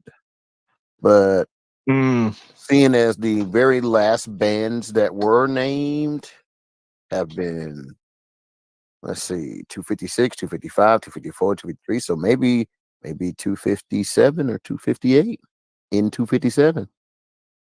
Yeah. 258, because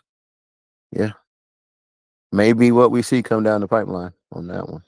Maybe. Yo, so I got this I got two more stories left, and I wanted to run this one past. Says OpenAI has been making a lot of waves lately. Let's see here.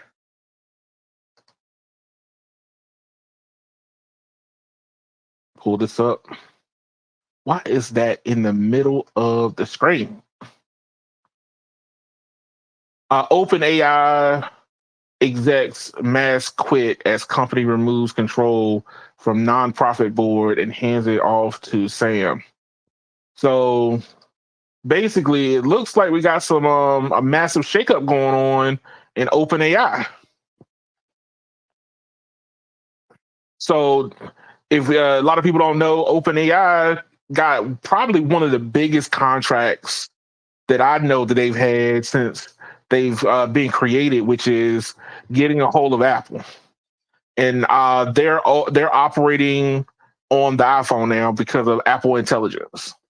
So now it's all about trying to hurry up and make money.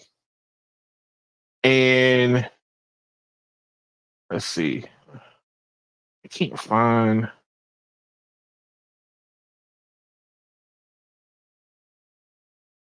Where is that?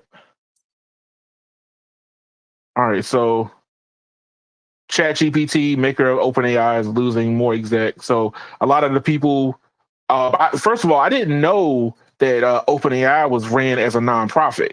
That's number one. Number two, nonprofits have a tendency to kind of want to stay a certain way. They love the freedom that they're under, but now going for profit changes a lot of changes the aspects of the company. And OpenAI burn rate is very high. So because all these new iPhones that they're going to end up serving, they're talking about 5 billion a year burn rate.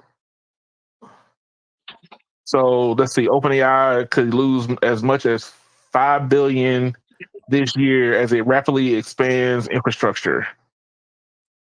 So understand this, it takes money to make money, and if you're burning all those people's money they invested in your company, they didn't invest for free. They're looking for a return on investment. They want their money down. They want that. I want my money. That paper, that fitting, that cheddar, that guap. But hey, I mean, what is it? Potentially, the company is evaluated at $150 billion right now.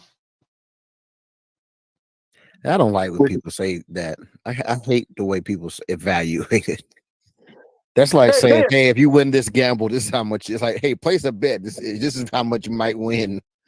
Well, you know what they do? They do that because they're trying to say how much they potentially can end up getting back out of the company. But the problem with that is, like we've seen time and time again, a lot of these companies completely crash and burn and never actually meet any of this stuff. It happens over and over again. Like they over advertise how good it's going to be, and they get more people to invest because of it, and then it all crashes and burns. Let me answer Jim real quick. Yes, Jim, I do pay attention to the chat. Sometimes some conversations will wander off. Unless it gets out of hand, then I will end up muting some people or kicking them out. So I'm paying attention to it. What's going on in the chat? Oh, today's current events when it comes to Sean Puffy Combs. Oh Lord Jesus! So unless it gets out of hand, I'm not bringing the hammer down too hard. I just had to mute a few people. That's all. But they thought they were slick as baby oil, but they got caught. Oh, not you, sir. Not you. That's how you do it the right way with the class. That's true. No. But look, I just think that it's the same thing about like Uber and Lyft. I mean, Uber, before they went public, they were evaluated at like 150, almost $200 billion. But that was a farce. That's all I'm saying. Because when they went public, it was less than like 30 billion, or I think it was like 30 or 50 billion. I was like, wow, that's far. It's a far fetch from where you came out from. The IPO was what, $45 per share back then? Yes, it hit about 45. And then it dropped as low, like during the pandemic, it dropped as low as like 20. I think it hit like 18 at the bottom of the pandemic, and then it jumped back up again. But you know what? The thing is a lot of companies are, and I had a conversation with a customer about this. Everybody evaluates these companies based off of their stock price. But really, the a lot of your stock price performance is not really performance. It's ands and maybes. That's what I say. It's like placing a bet. Oh, it's a big bet. And I'll just say my last story is gonna talk about that one, talk about that into the fullest, because it annoys the hell out of me. But currently, like right now, OpenAI teaming up with Apple was a big deal for OpenAI. I mean, I think they did. Even OpenAI didn't even. It's not even charging Apple for access. They're just like, yo, just thank you for just letting us be on your iPhone. Have a nice day. There's no money changing hands for this deal. Apple needed some type of AI presence. OpenAI needed credibility, and ham spam. Thank you, ma'am. You got a shotgun wedding. But you know that Apple backed out of investing, right? Yeah, I think so. I think I heard about that one. Yep. I wonder why. I wonder why too. I mean, you find it good enough for them to be on the iPhone, but you don't want to invest in the company. And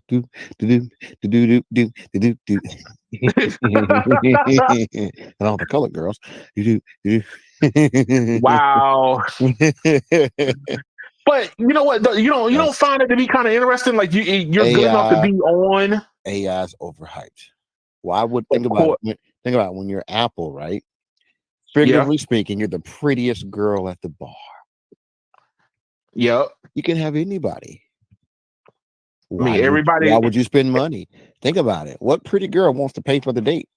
Come on, man. I mean, what pretty girl wants to pay for her own food, drinks? Yeah, ugly girls don't even do that. Just saying, like, think about it. Why would Apple give you money? The non-attractive ladies that are out there do not want to do that. So we got to be a little bit more politically correct. All I'm saying is they're Apple. Why would they put their eggs in any basket right now? Apple is notorious they're notorious for letting companies already find their success and then buying them after the fact. They don't buy companies before success. It just doesn't happen. Think about it. So look at Apple's most notable thing today, the M chips. Well, guess what? They were developed long before Apple came along. That's true. They wouldn't bought the company after the fact. The majority of the software that Apple makes was already in existence. Apple just bought the companies that made them. So Apple does not tend to start from the bottom with anything they do. The only thing Apple actually has literally only actually done in-house is is going to be iOS and Mac OS. Everything else is usually already developed completely outside. Success is found. Apple shows up, buys everything out. Right. That's just the way it goes. But here's the thing: the fact that they rebranded it as Apple Intelligence. I mean, they say it's powered by OpenAI, but it give it a different name, which means that they can always have the option of going somewhere else if they don't like what's going on. Exactly.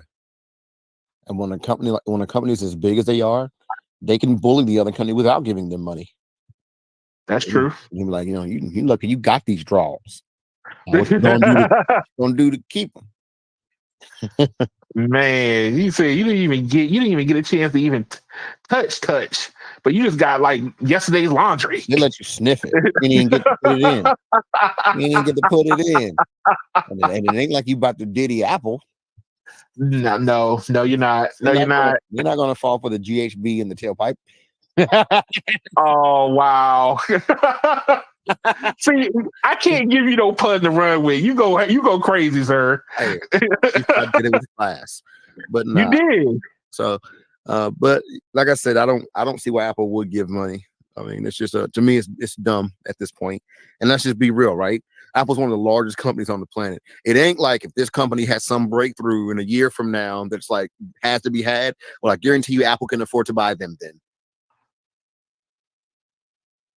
Yeah, that's true. So it ain't. I mean, at that point, Apple just might as well go ahead and buy OpenAI. Well, before they announced that they were going to be a partner with them, because that partnership is making them money now. Yeah, but like I said, we already know that Apple buys a company after they meet their success. True. So why if all you have to do is lend like your reputation, that don't cost you nothing. Yeah, but it means but understand, like, imagine. But look at it from this standpoint, like me as a YouTuber, right? It would mean everything for me to like get a shout out from like Marquez, right? Yeah, because Marquez it will move my needle, but and it's free. It wouldn't move. But it wouldn't move like his needle because they're gonna be like, yeah, who is that? He doesn't need it to move his needle. That's the point. Think about it like this, right? YouTube has an entire subculture of people who only make videos about other people who are on YouTube. That's true. Yes. Both I have people win. stumbled. Both people win I because have I have stumbled into that, like especially with like the whole beef between Kendrick and Yeah. J. Cole, Kendrick and Drake, right? Everybody's doing videos on people doing videos with. I'm like, why am I watching your video when I can just watch but theirs? both people win in that deal because it's still the because the algorithm still pushes both people. Think about it, right? When Yeah. when Linus and Marquez Brownlee do a video together, their numbers quadruple on those videos. Yeah, that's true. They're sharing their fan base at that point. There may be some people that literally don't watch Linus at all, but watch MKBHD every week. And then that because of Linus might have said something or seemed pretty cool at one time, it was in that Marquez Brownlee video. All of a sudden, Linus got an extra 1,000 subs. He still wins something, is what I'm saying. Yeah. What is it? But that's Water- one big YouTuber next raising to tide. another. What I'm saying is raising tides, all ships rise, sir. That's true. They all rise together. So it doesn't hurt him. Even if it only gives him 3 subs, guess what? It didn't cost him anything. Doesn't matter. Right. So it ain't about, he doesn't have to make $1 million to go, this YouTube is really cool and insightful. He don't need to get 1 million subs out of him doing that. He doesn't need it. He's already making ridiculous amounts of money. So no, it doesn't. It ain't like it hurts him unless you're like a complete like racist idiot or something. Yeah. Yeah, a few months ago I said this guy was cool. My bad.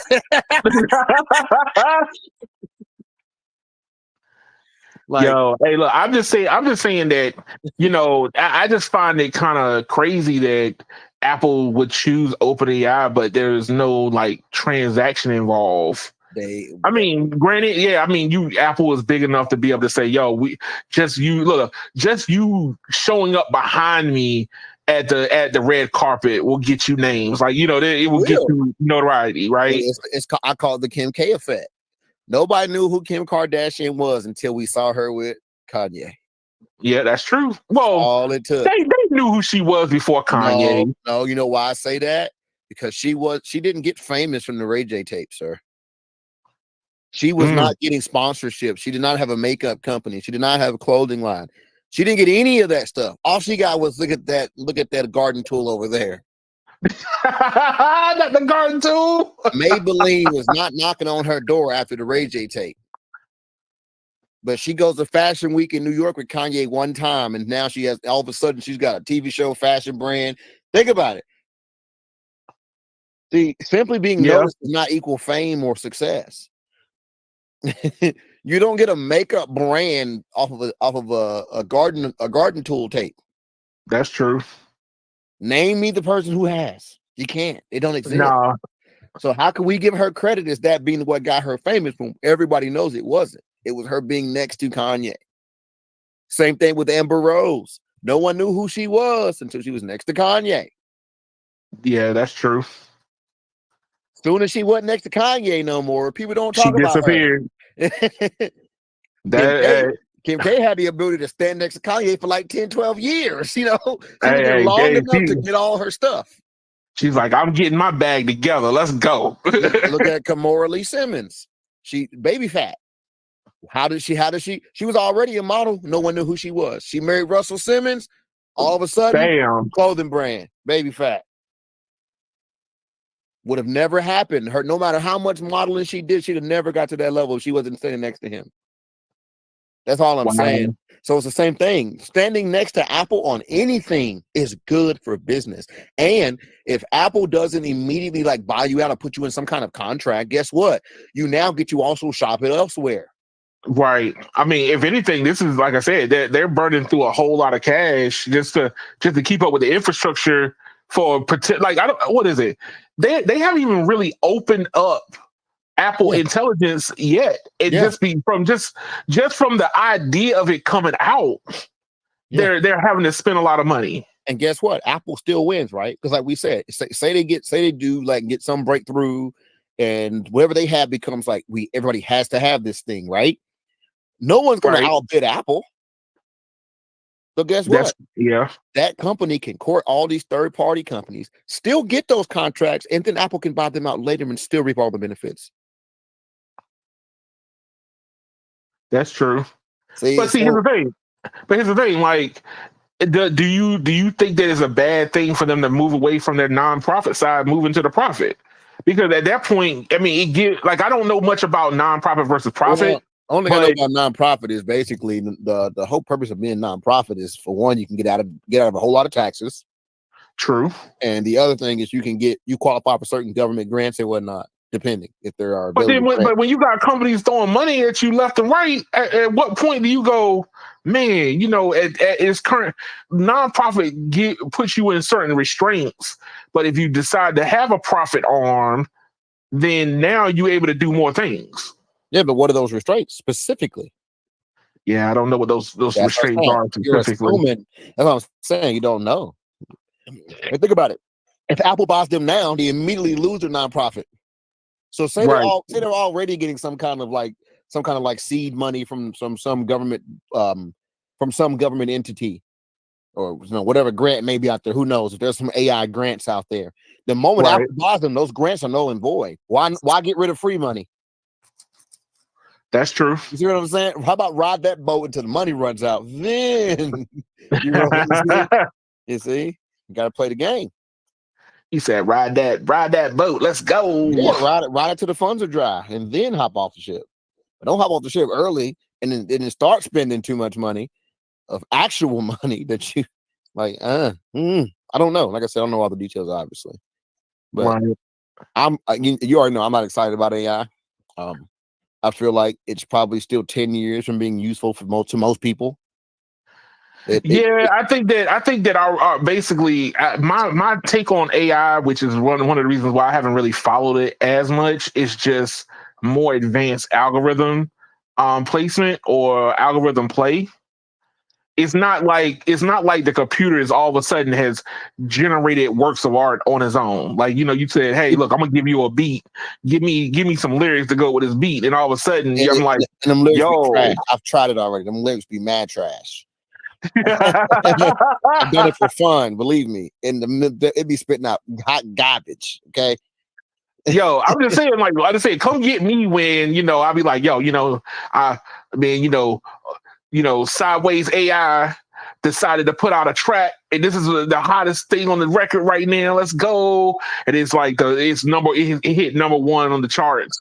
Nobody wrote it. Look, everybody's like, yo, all we did was just give it a beat. It came up with its own. Yeah, but even the ones when people are generating these songs, if they generate something that's like kind of original, the person doing it is still writing the lyrics. They're just getting them voice to say it.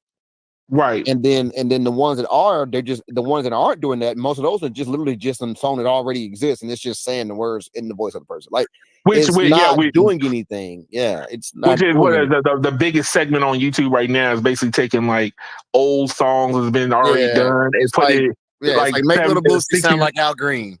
Right. Voila, and like, yeah, it's cool for like the first day, and then it gets real boring immediately.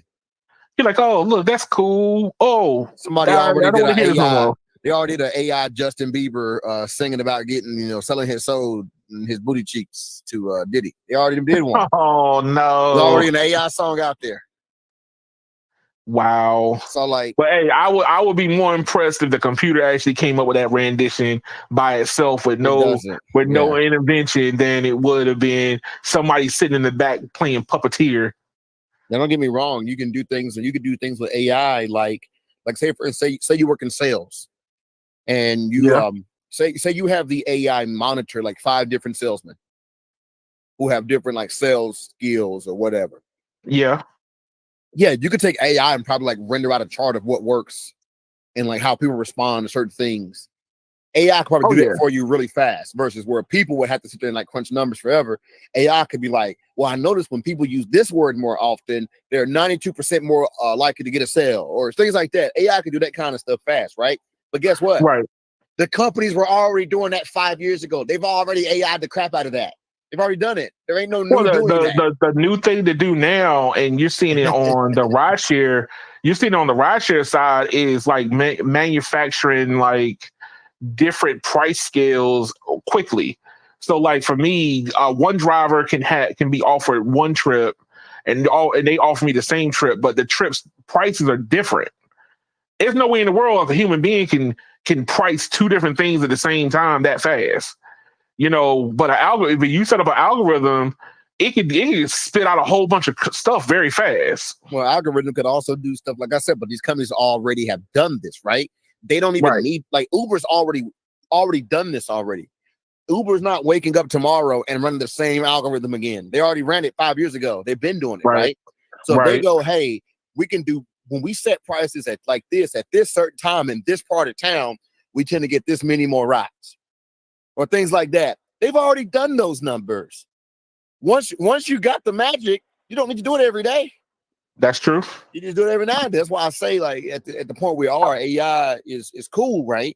But it's not literally like every single day need for most companies. But we were speculating on like how close we were going to get to like companies finally doing like AI doctor's office meetings. Like, you're talking to a computer waiting in the waiting room. I don't think we're going to get there that fast. It's not going to happen as fast as I thought we were. Not at the current pace that we're going. Yeah, I mean, what are you saying? Getting rid of the receptionist at the doctor's office? Yeah, I don't think we're going to get. You don't getting rid of the receptionist. Let's just be real. You don't talk to the reception that much to begin with. That's true. You wouldn't even need, like, really, you can just put a touchscreen right there. You don't even need nothing to talk. Hey, look. Hey, you don't even need what is it? Somebody at a drive-through of a restaurant, aka that's quote unquote say McDonald's, because that's the easiest one that everybody knows. Until you get the visually or hearing impaired person, and yes, it happens at a drive-through. I know it sounds crazy. That's why if you go to these drive-throughs, they literally have a sign that says, "If you have a hearing impairment, just pull up to the window." Yeah. So but here's the main thing. But what I'm saying is they can end up just sticking the kiosks outside.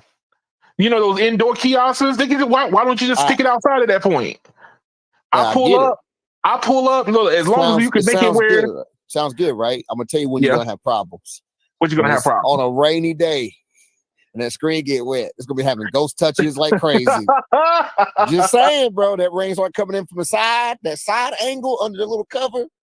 Next thing you know, I didn't want 2 double cheeseburgers. Oh no. Well, look. I was talking with Carlos about this one, and he pulled up. Your phone is what I say. Do it on your phone. Forget the kiosk. Just order on your phone and pull through and pick the crap up. Well, hey, I mean, if anything, you pull up. They say, "Hey, pull out your app."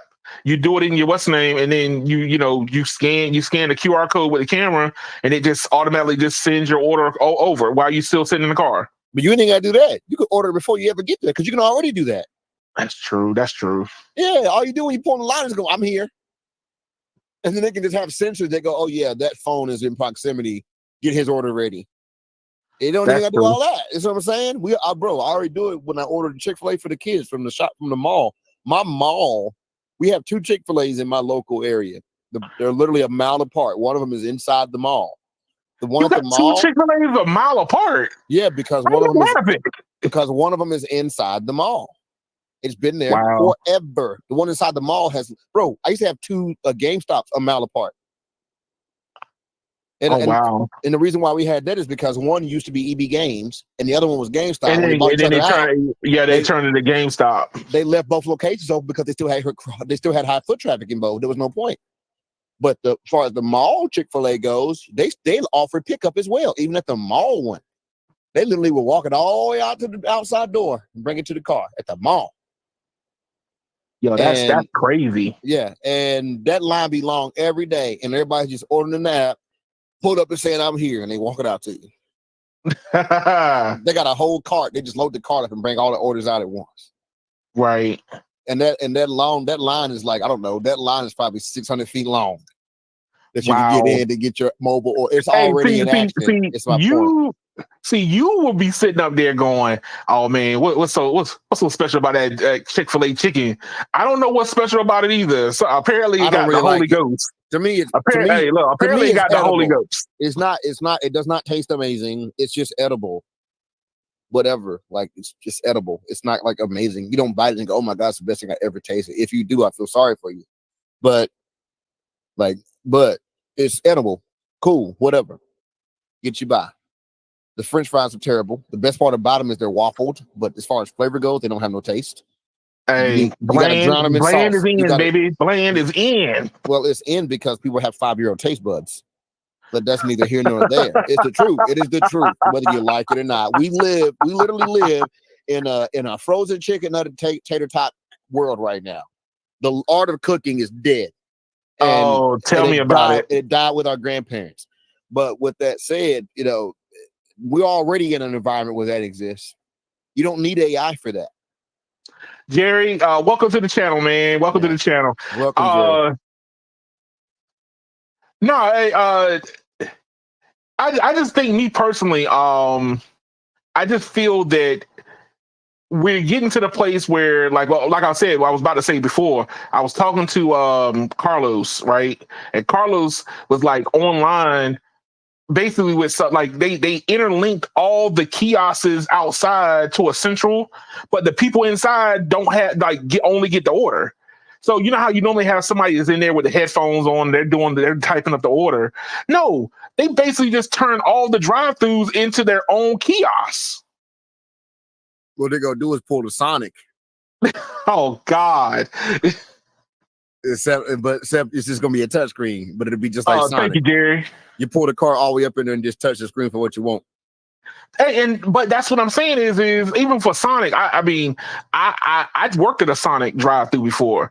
I was just surprised that they haven't gone touchscreen either. I mean, I just said their whole thing is about being like, somebody skating out to you and bringing your food to you. Bro, them kids don't even be skating no more. They don't have no skating, initiative.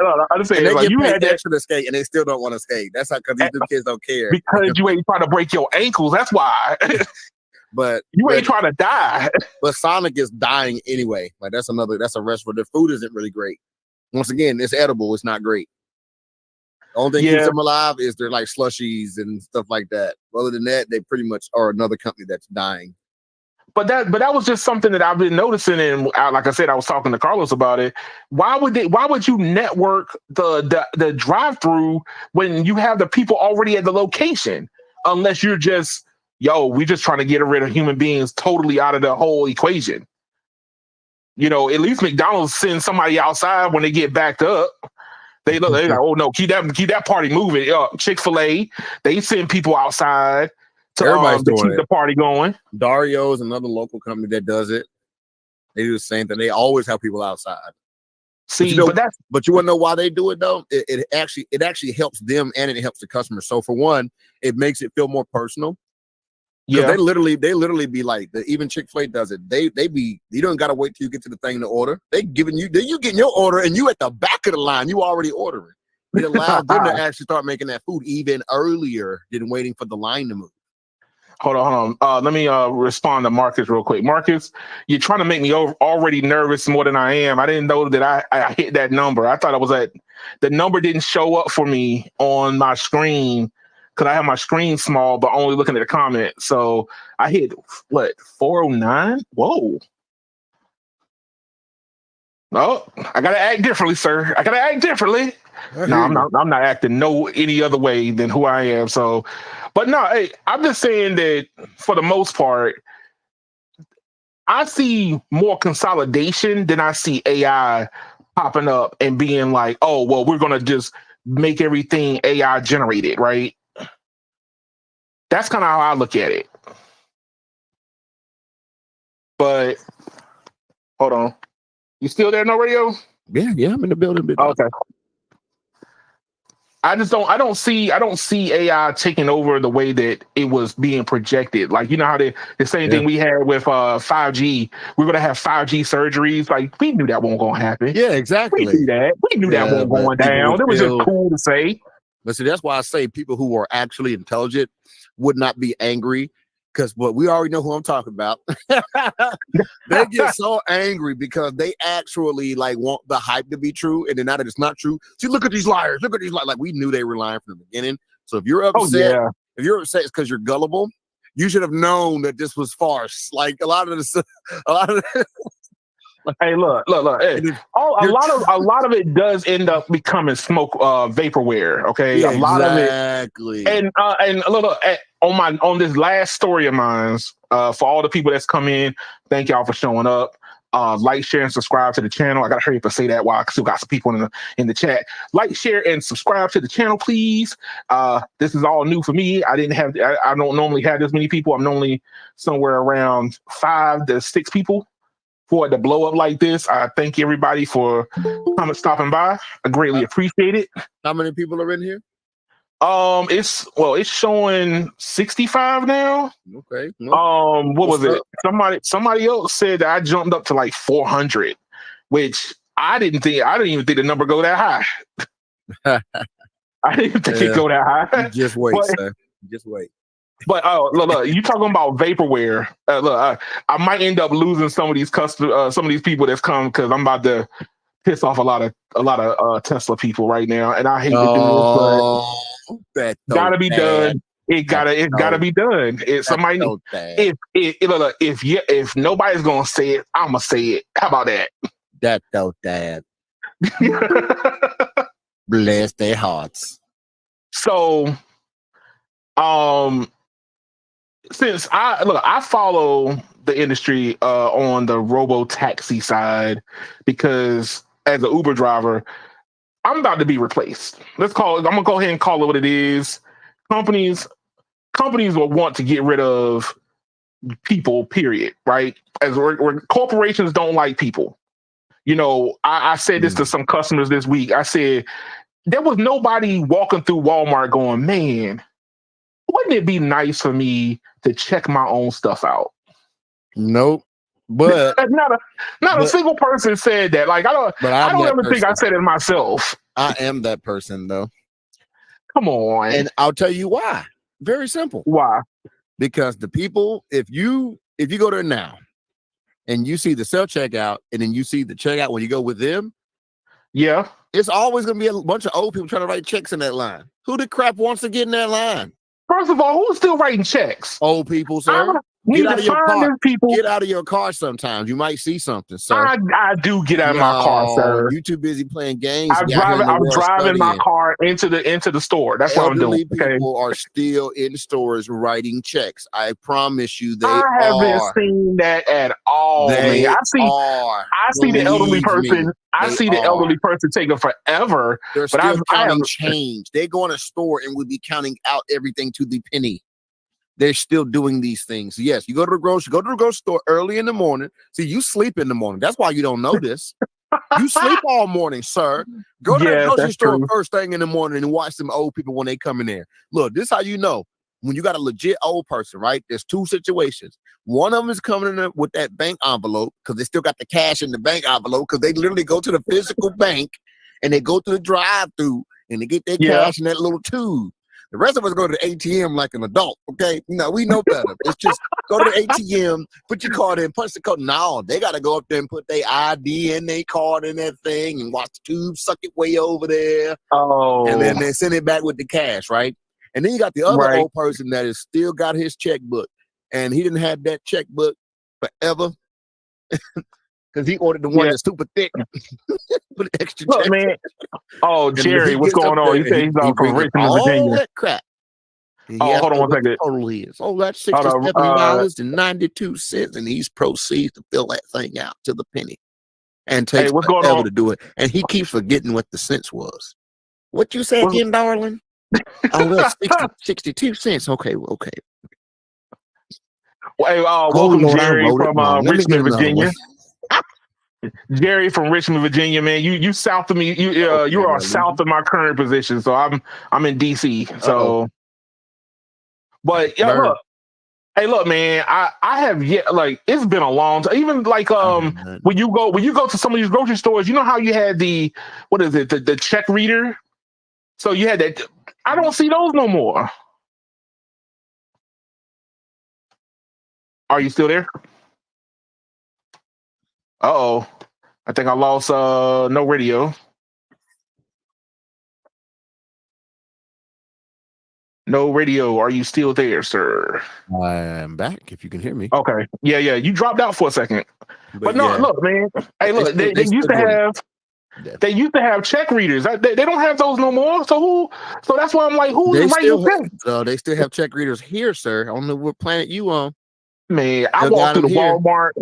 Look, I gotta go to Walmart in pharmacy stores, to go get. I'm saying in stores specifically, period. They still have check readers. And yes, some Walmarts do still have check readers. I promise you. I'll show you tomorrow if I have to. Oh man, you just don't be in there at the right time. You don't be it in there with the old people. It probably got dust on it right now. That's probably what it is. You gotta be in there with the old people, Keon. They ain't gonna be in the middle of the night while you Ubering. They in bed already because they get up at 4 a.m. That's true. And they drink their cup of Folgers. But yo, so look, on this story, right? Tesla's Robotaxi Day, one for the history book must says. Now, oh God. But so I just say if you don't follow the if you don't follow the full self-driving, full, autonomous driving industry. I like my sanity, so I don't. Well, sir, I have to. Okay, I'm about to be replaced. You don't enjoy sanity. My job is about to be replaced. What happens if whatever job you doing, all of a sudden they got some robot trying to do it? I figure out how to leave the building. I don't stand around and stare at my replacement all week. Look, man. Hey, look, it ain't gonna make it go away, Keon. Jesus, girl, you think if you look at it long enough, it'll stop? Go over there and pop a tire. Slow it down. I'm gonna slow it down. You go ahead and get that post office application ready. That's what you need to be worried about right now. Sir, don't remind me, man. Don't remind me. Look. I gotta make some stuff happen. I'm not trying to go to the post office, sir. Leave me alone. You better figure out something then. But look, what I'm saying is this is the Tesla overly hypes its products from time to time, and I'm going to I'm gonna try to keep it 100 without being as disrespectful as I could be, being the fact that I'm not a big Elon fan. Okay, so hold on. So let's see. Jerry says, Keon, my 2-year-old boy wants to be a girl. Oh, never mind, Jerry. Sorry, I can't talk about that up here. But look, so the problem is this: is Elon will overhype said product. It's been known. Like earlier this year, Tesla's stock started falling, and then all of a sudden he just yells out on Twitter, Robotaxi Day is coming, people, just so he can stop the bleeding. And I don't think that he ever had anything going, because all the reviews are starting to come out for his full self-driving on the cars, and they're showing that it's bad. They're showing that how bad it actually is. So if you read some of these articles, like this one, I mean, this is from, who's this by? Tesla Rant. I mean, I get a lot of these per se, but the problem is Elon's going to overhype it, right? But the product that he actually has on the road, the FSD, is not something that I would trust. And other independent people have gotten their hands on it and actually started doing some test driving with it. I'm gonna pull up another article, something that's not as favorable. So give me a second. Here we go.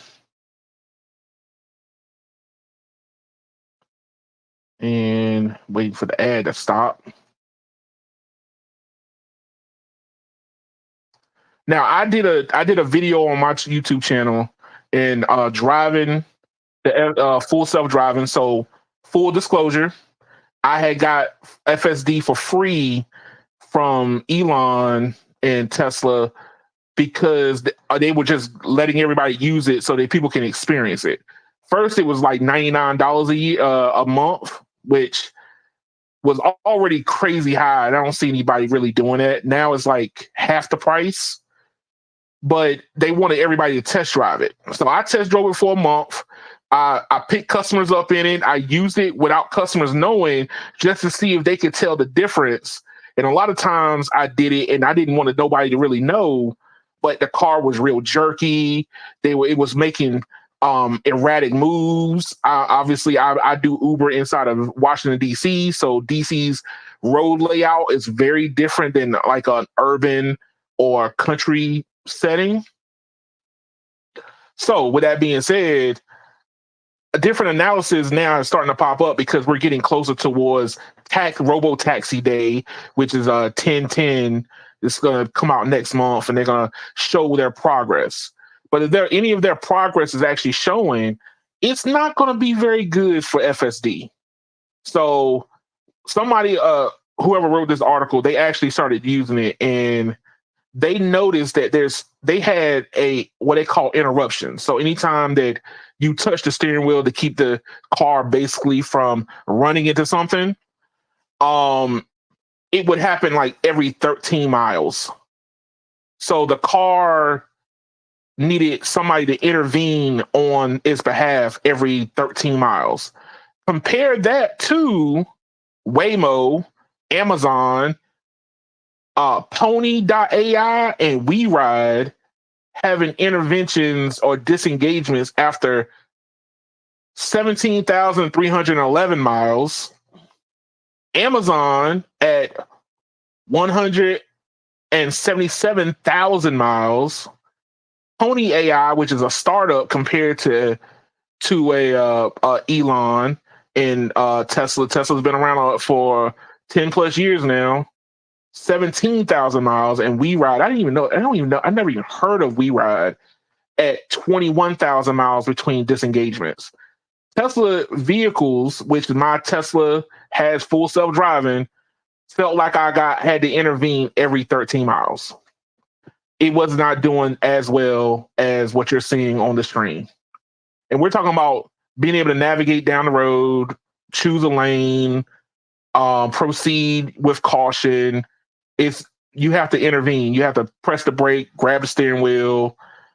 You're not having a very comfortable experience with FSD. And I don't know how that's going to translate over to robotaxis when they are just getting to the place where more people are starting to use Teslas, but not many people are trying to really play around with FSD.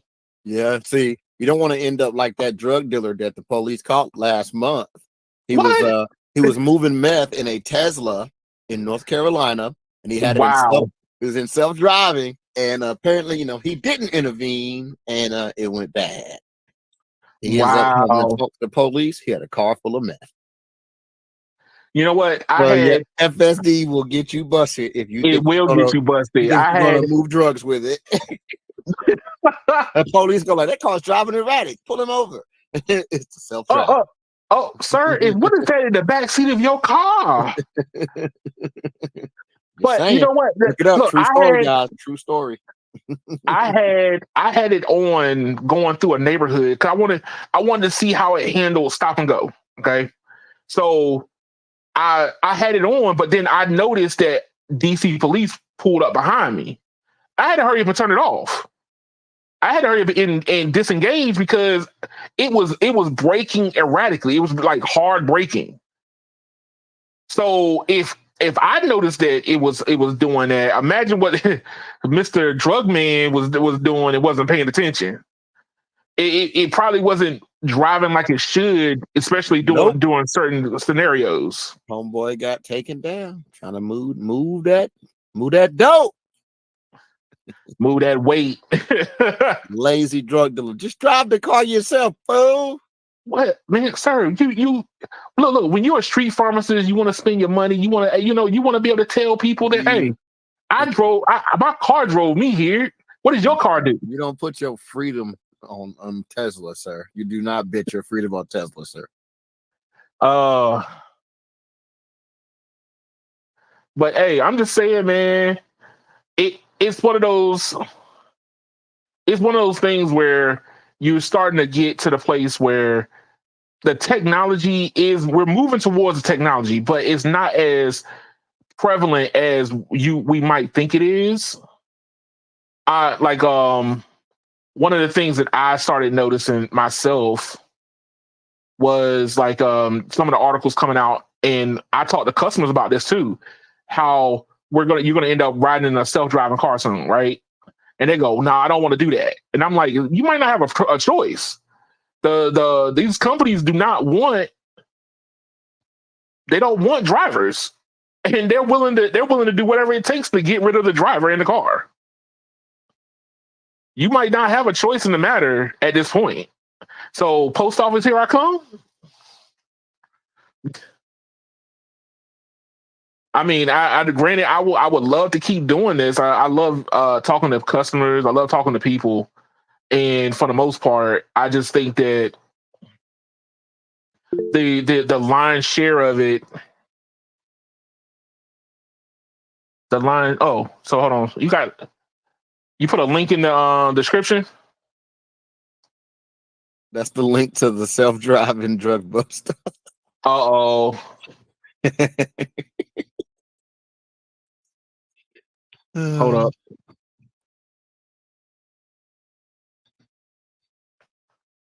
Oh, wow. Here, let me copy this. Oh boy. Busted. Shame. Yeah, Look, I'm a nerd. Look, I'm a nerd about a lot of stuff, but I am not that much of a nerd.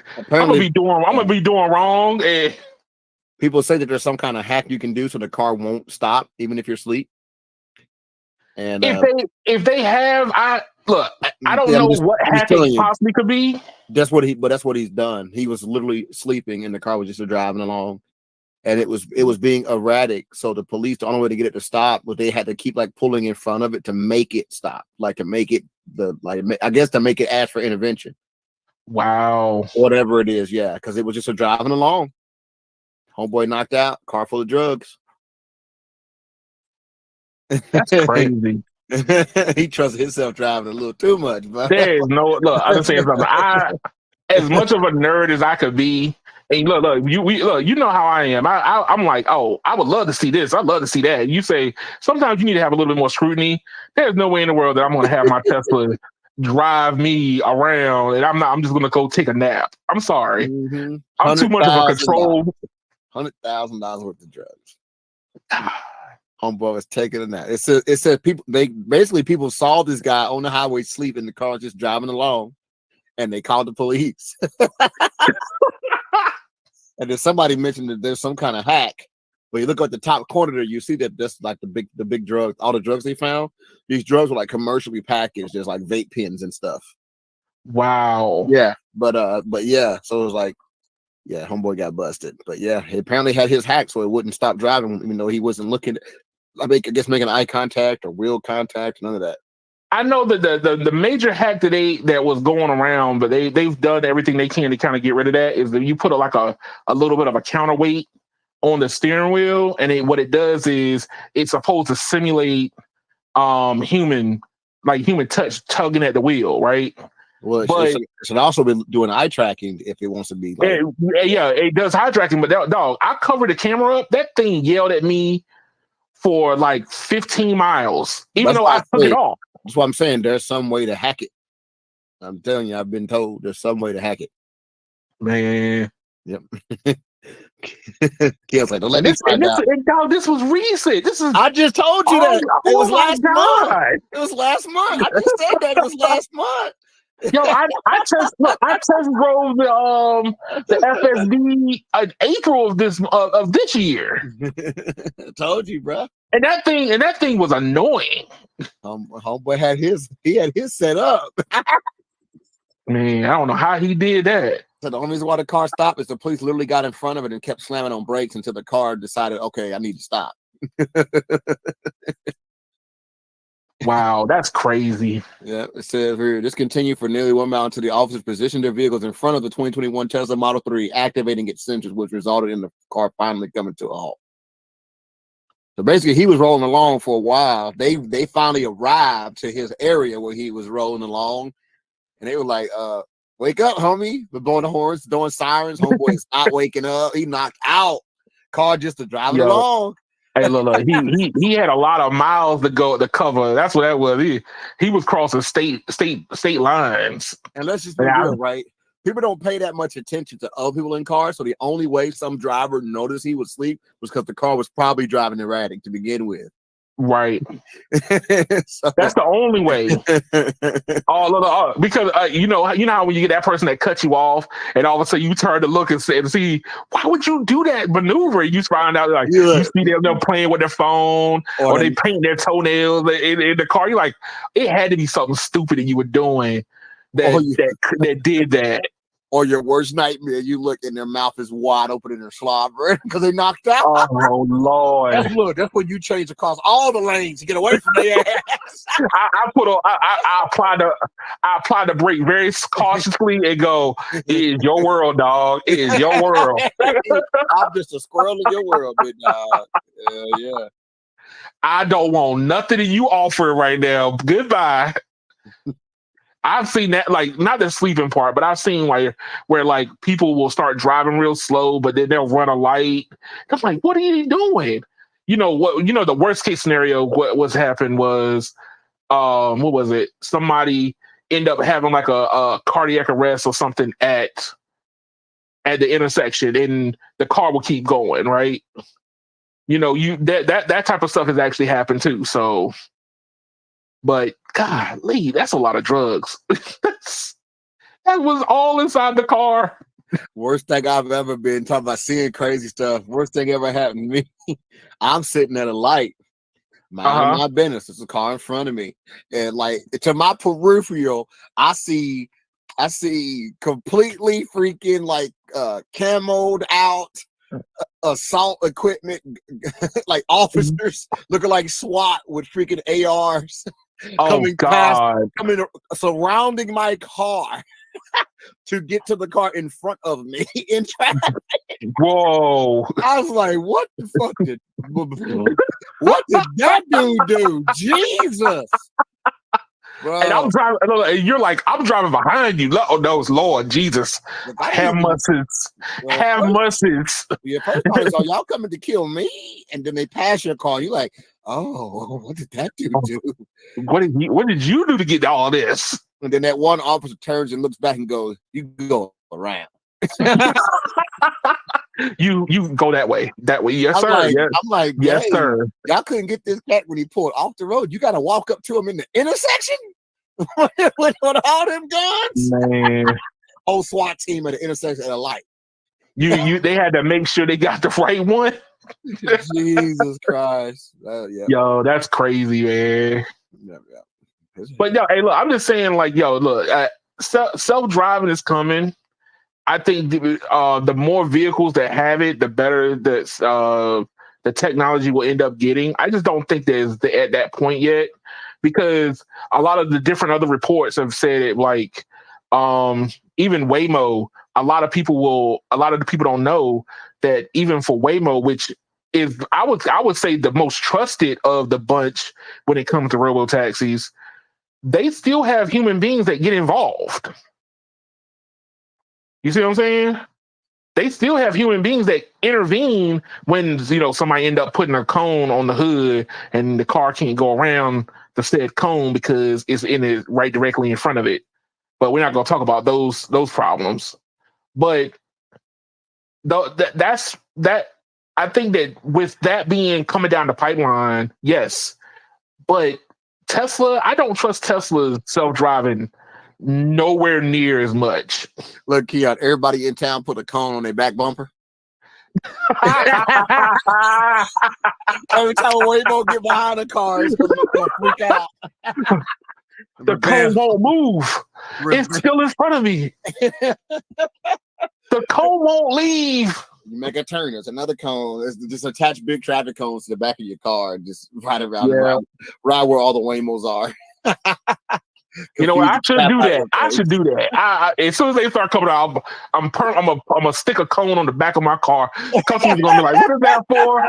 It is to troll Waymo and all these self-driving cars. I'm gonna find one. I'm gonna drive in front of it and I'm gonna stop and I'm gonna see what's gonna happen. Man, yo, hey, No Radio, thank you for showing up, man. Anytime. Thank you for coming by. This is the most people I've had since I've been doing this. I would like to say thank y'all for everybody who stopped by. Greatly appreciate it. I was a little nervous because I haven't had this many people. I don't know if the algorithm turned its eye of Sauron towards me and decided that they won't give me a chance or something. I don't know, but I saw the eye turn towards me. Well, I've noticed too. Have you noticed that lives are showing up inside of shorts? Yes, a little bit. People will probably find you in shorts now when you're live. Oh, I don't know if I don't. anybody You know in what? here did. I don't do many shorts though. You're not listening. You're not listening. People's lives are showing up as shorts. Oh, Meaning you can be scrolling in shorts right now, and it will show you a live. oh wow. Yeah. When we get done with this, go to shorts and just start flicking, and eventually a live will pop up. I'm gonna do that. Not a short. It's an actual You know what? live, and you can keep it in the screen it's in, or just go ahead and hit watch, and it brings it on up full. You know what? Whenever my wife it goes on TikTok, sometimes there'll be live videos or YouTube or lives going on. YouTubers who inside run of it. live. So YouTubers who are going live now, they're now also showing up in shorts while they're live. Yes, sir. So more opportunities for shenanigans. Yay! I don't know if that's how anybody that wasn't here before got here, but it's possible. It is possible. Hey, I don't know if I got the screen kind of small for for StreamYard, but somebody said I hit like 400 people in the live at one time. It might have been because of the shorts. It could have been. It could have been. People scrolling on shorts and you're live. You're one of the people that's live right now. So you'll show up in shorts. That's interesting. Yep. Hey, more opportunities to try to get the message out. What's the lesson we've learned today? Technology will get you arrested. Technology will get you arrested in a way that you didn't expect. Let's see. Marcus says, "Did you hear Elon changed passwords to Starlink and NC for all the people connected for free?" Have you heard anything about Starlink and getting free service in North Carolina? I believe it. I believe it. That's so wow. Because we're in election season, you want to give away some free stuff now. Okay, that's how it goes. Let's go. Free stuff. We've been giving out free stuff. Free stuff. Give up free internet the whole freaking pandemic. Wow. So it ain't like this is new. Well, Jim, it was great while it lasted. It was great while it lasted. I appreciate the opportunity to be able to be in front of that many people. I just need to work on trying to get more people in. That's what I got to do. But thank y'all for watching. Please like, share, and subscribe to the YouTube channel for more shenanigans across the technology spectrum. Thank y'all. No radio. Anything special that's coming up? Not just yet. It's coming. Not yet. It's coming though. Look, I'm just trying to figure out when the sock draw party is gonna start, man. When is it going down? Oh, well, the sock drawer party has been going on since I graced this earth. What's up, Speed Tech, man? You came at the end, sir. But I think I want to move away from that statement because Diddy has ruined the word party forever. Yes, he has. We can't say party no more. Golly. Sock drawer gathering.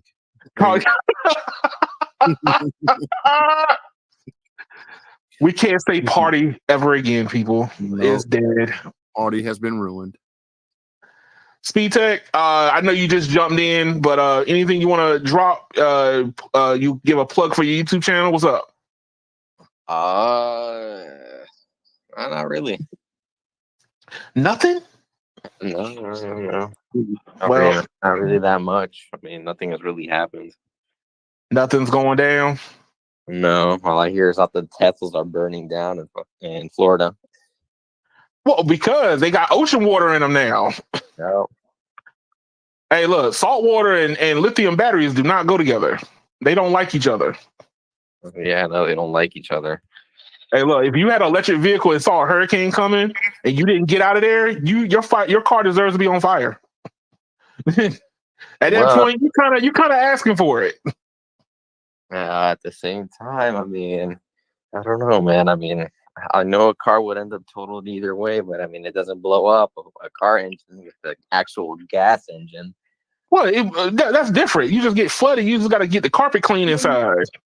You tell him, Speed Tech. Look, man. hey, no radio. You had that. He's an industry wrong. plant, sir. You're wrong, sir. It's not a He's simple. He's an industry plant. Anyway, All I know is that a gas car. if he's an industry plant, you a fake plant from Hobby Lobby. But go ahead, Speed Tech. What you about to say? All I know is that a gas car ain't blowing up like a Tesla. Look, man, they don't blow up. They just catch fire. They get a little warm and toasty. That's all. A little warm and toasty. So warm and toasty, even the house gets to feel it sometimes. First of all, you shouldn't park your car inside any garage anywhere. I'm sorry, you know, if you gotta have that be that bougie. I'm sorry, you know, you. Speaking of which, I have heard about homeowners insurance companies starting to raise rates on people with EVs. By the way, do what? Yeah, homeowners insurance companies are raising rates on people for owning EVs. Wow, that's crazy. Fire hazard, bro. You add to the likelihood. I mean, yeah, I know that they can be a fire hazard. I know. They give a house a whole definition of a nice fireplace. Bro, I'll tell you something. Your neighbor's house burning down could make your house insurance go up. You know that. Like anything outside can hurt you, believe it or not. Oh yeah, because the neighborhood or the area involved is basically liable. You end up living away from everybody at that point. Because I've seen scenarios where the house next door being on fire, the heat from that house melt the siding on the next door neighbor's house. Yeah, just the heat is enough. That's true. But hey, we'll talk about how to keep your house cool in the middle of another house fire next week, guys. Y'all have a good one. Thank y'all, everybody. We out.